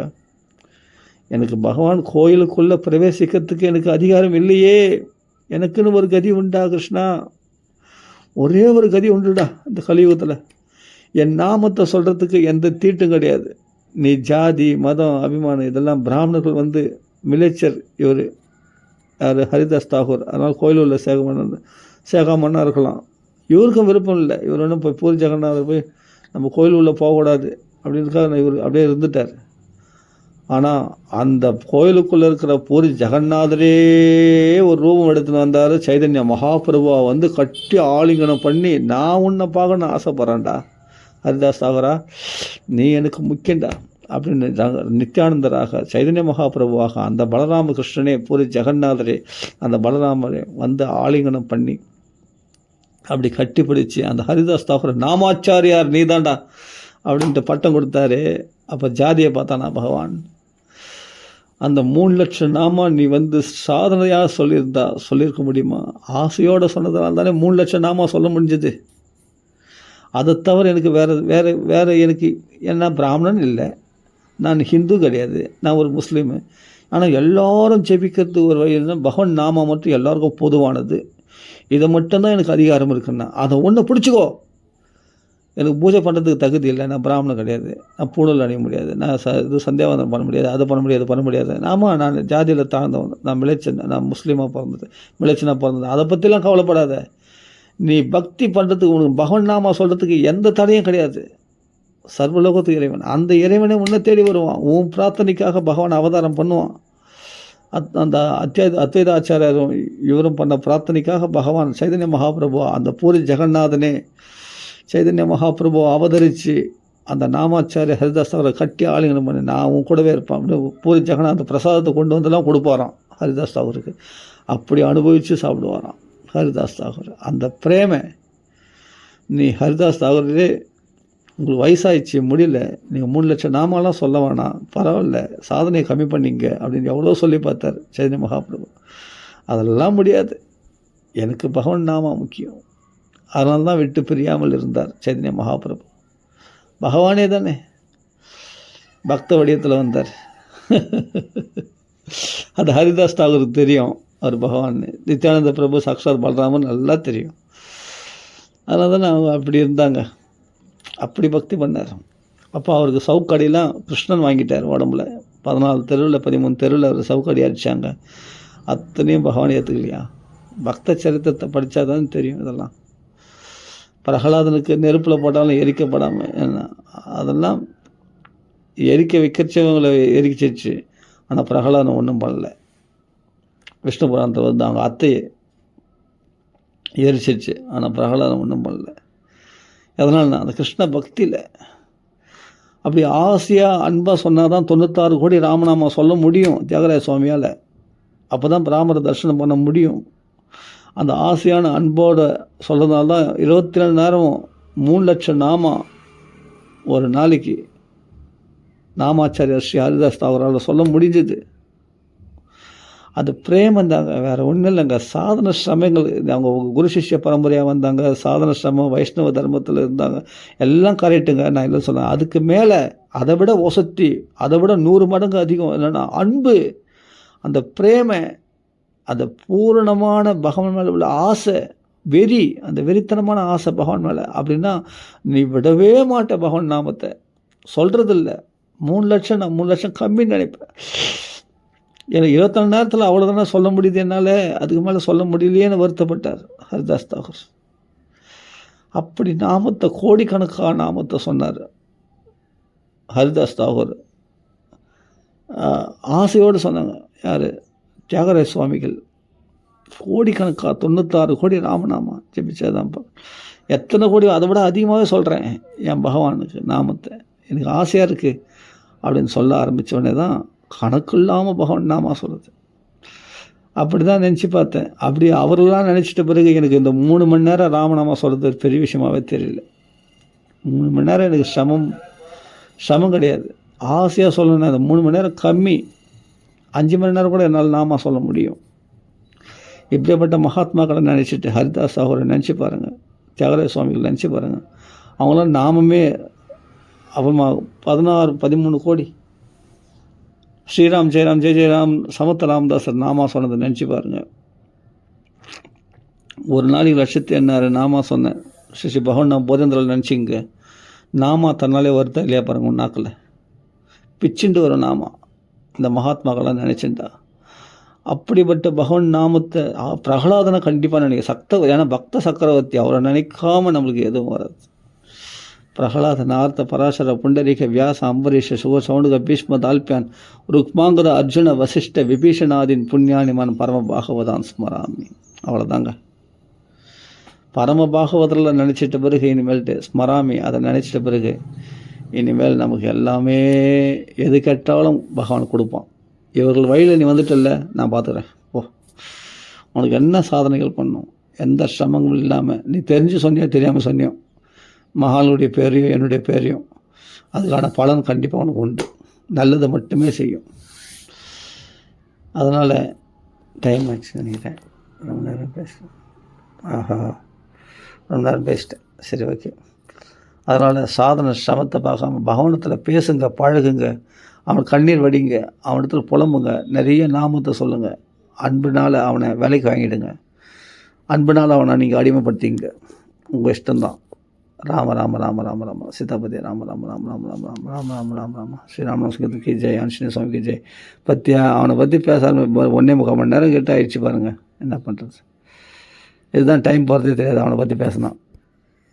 இதே வேறு எதுனா சாதனைகள் பண்ணணுன்னா டைம் போகவே போகாது. ஆனால் அவனுடைய புகழை பற்றி பேசுனா டைம் போகிறதே தெரியாது. எப்போ பார்த்தா 1.25 மணி நேரம் கிட்ட ஆயிடுச்சு. சரி, ஓகே. ராம ராம ராம ராம ராம ராம ஸ்ரீராமநாம சங்கத்துக்கு ஜெய், ஆஞ்சநேய சுவாமிக்கு ஜெய், சத்குரு மகாராஜ் கி ஜெய், சகல சாதமல்லி கி ஜெய். ராம ராம ராம ராம ராம ராம ராம ராம.